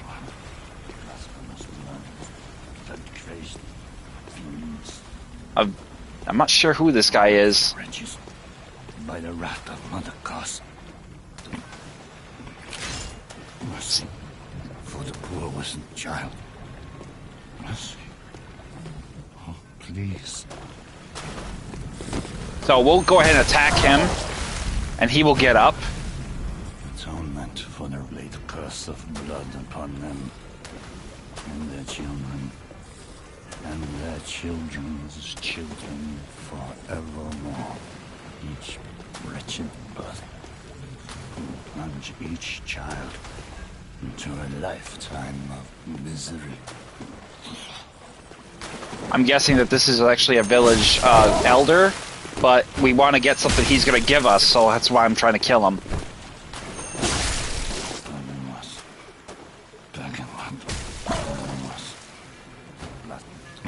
He's supposed to give us something, but I don't see him giving us anything.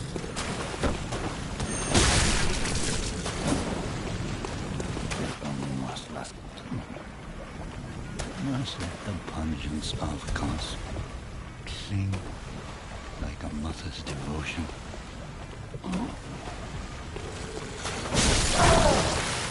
Usually he drops something. Maybe I'm missing something. I'm not sure. I'll have to do some research and look that up. But what we are going to do is head into this area where we will find ourselves into the heart of the fishing hamlet.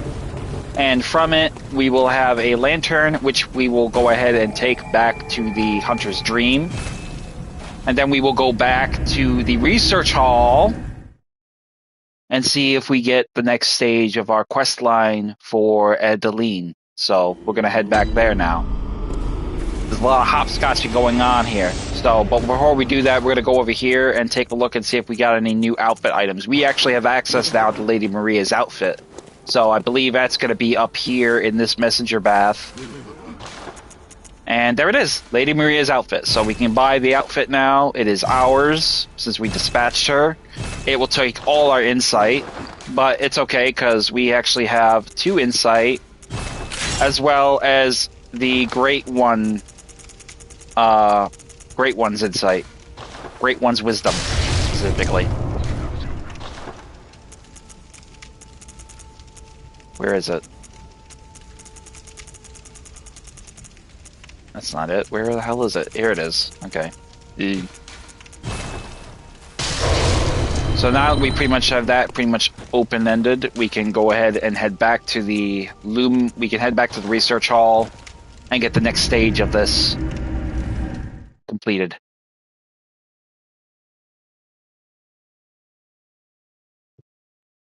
Excuse me.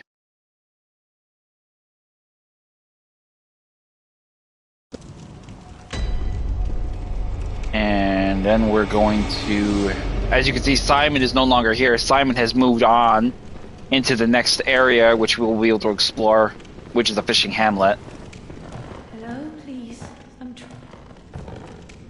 Hello, please, I must have that. So give her the brain fluid again.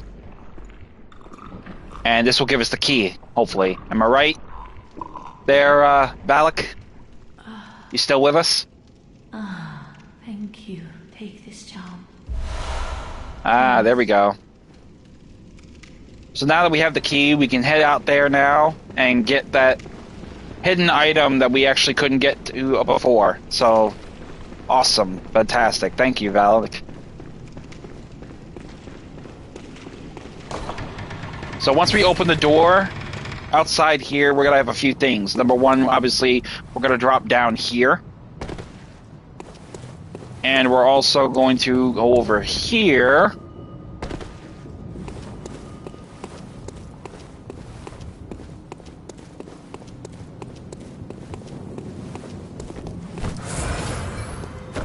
On this balcony here, we will have a Kin Coldblood. And then we're going to take advantage of this opportunity up here to get access to dispatch some of these threats. So we're going to go ahead and just get rid of them. Use the throwing knives. Make our job a little easier.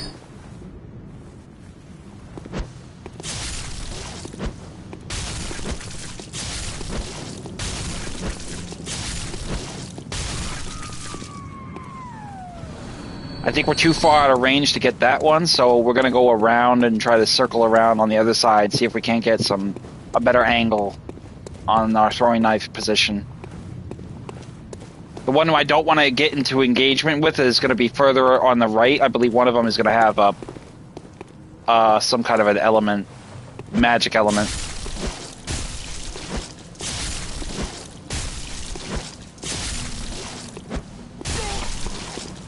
So now I think we can handle this business.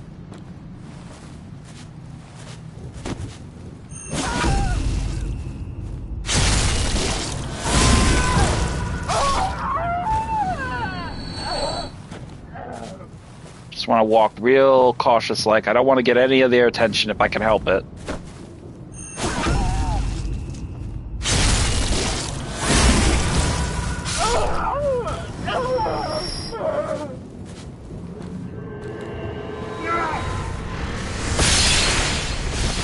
And there you have it. That's the reason why I didn't want to engage them directly up front. Because there was pretty much going to be an evidence situation where we're going to have to deal with that. They're going to be able to call magic.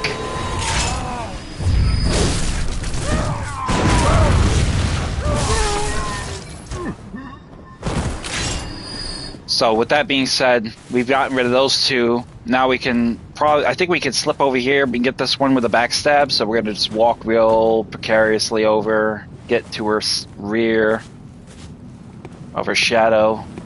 And 1 and 2. I kind of like this visceral attack giving us blood. It's actually giving us health. That's actually quite good.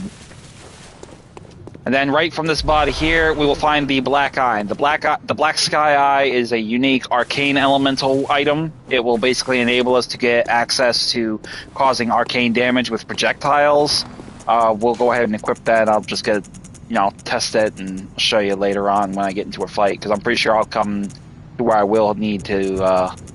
I probably will use it. It does pretty much the same thing as the Augur of Abritus. It uses 1 Quicksilver shot bullet for every time you use it. So it's a very good magical arcane item to use if you're going for an arcane style build. Up here on this balcony, I'm not sure if there's anything up here of relevancy. Probably not. Doesn't look like it. Okay, but we're not done here because we got another hidden area which we can explore. So head over here. If you remember, in the Upper Cathedral Ward, we had this area here where we could actually bust the window. Well, now we can go up here.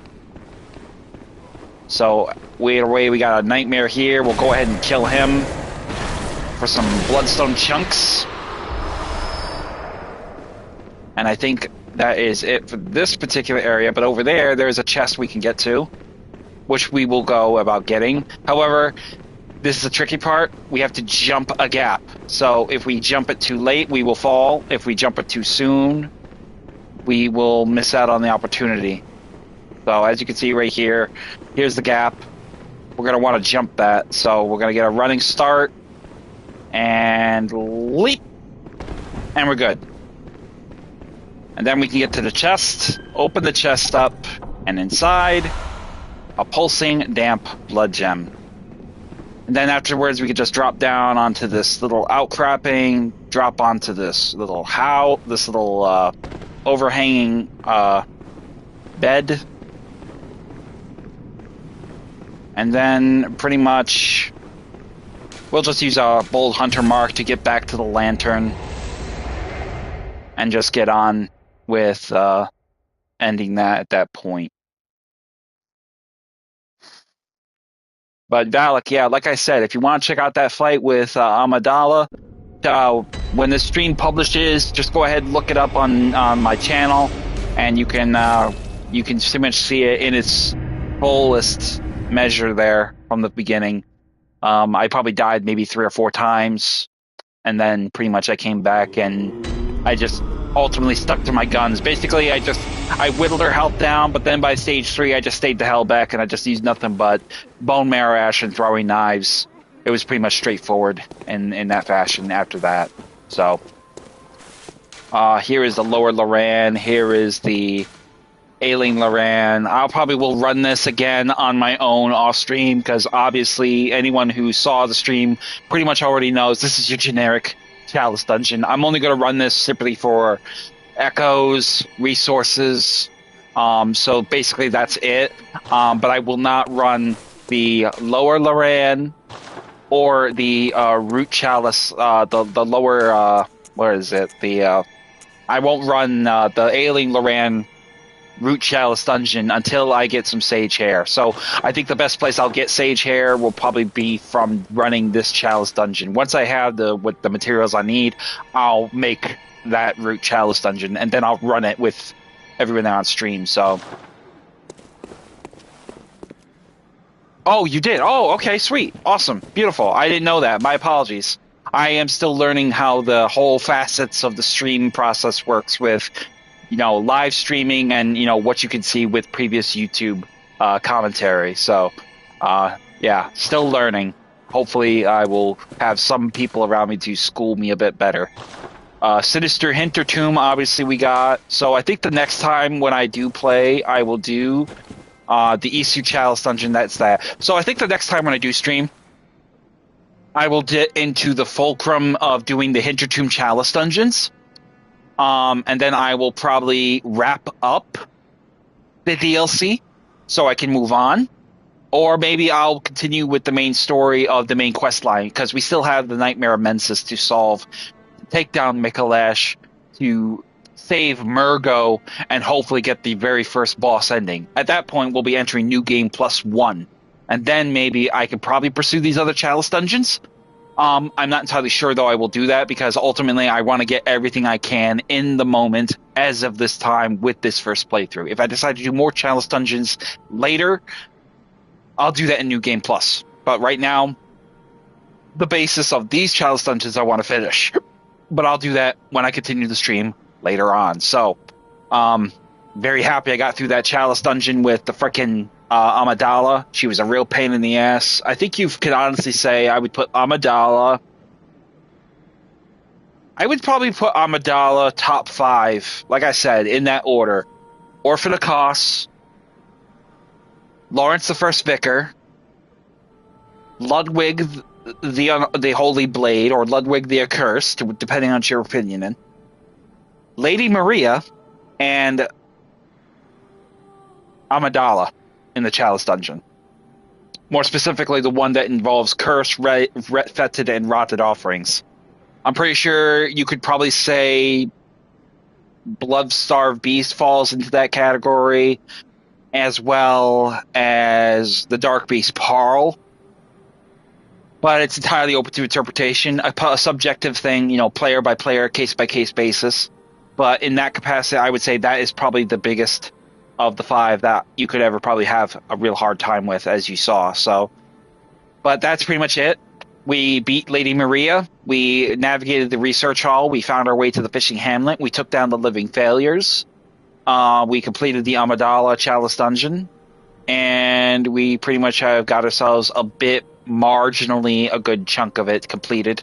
The next time we play, I think I will actually tackle the Nightmare Mensis a little bit, because I definitely want to take out Mikolash and get whatever items I can find there. Still plenty of bloodstone chunks. I need the ritual material, the red string, to do the Thumerian Ill Chalice Dungeon, which I can only get that from the Brain of Mensis, which is actually in the Nightmare Mensis. That was the creature that was causing me to have frenzy the minute I tried to enter the area.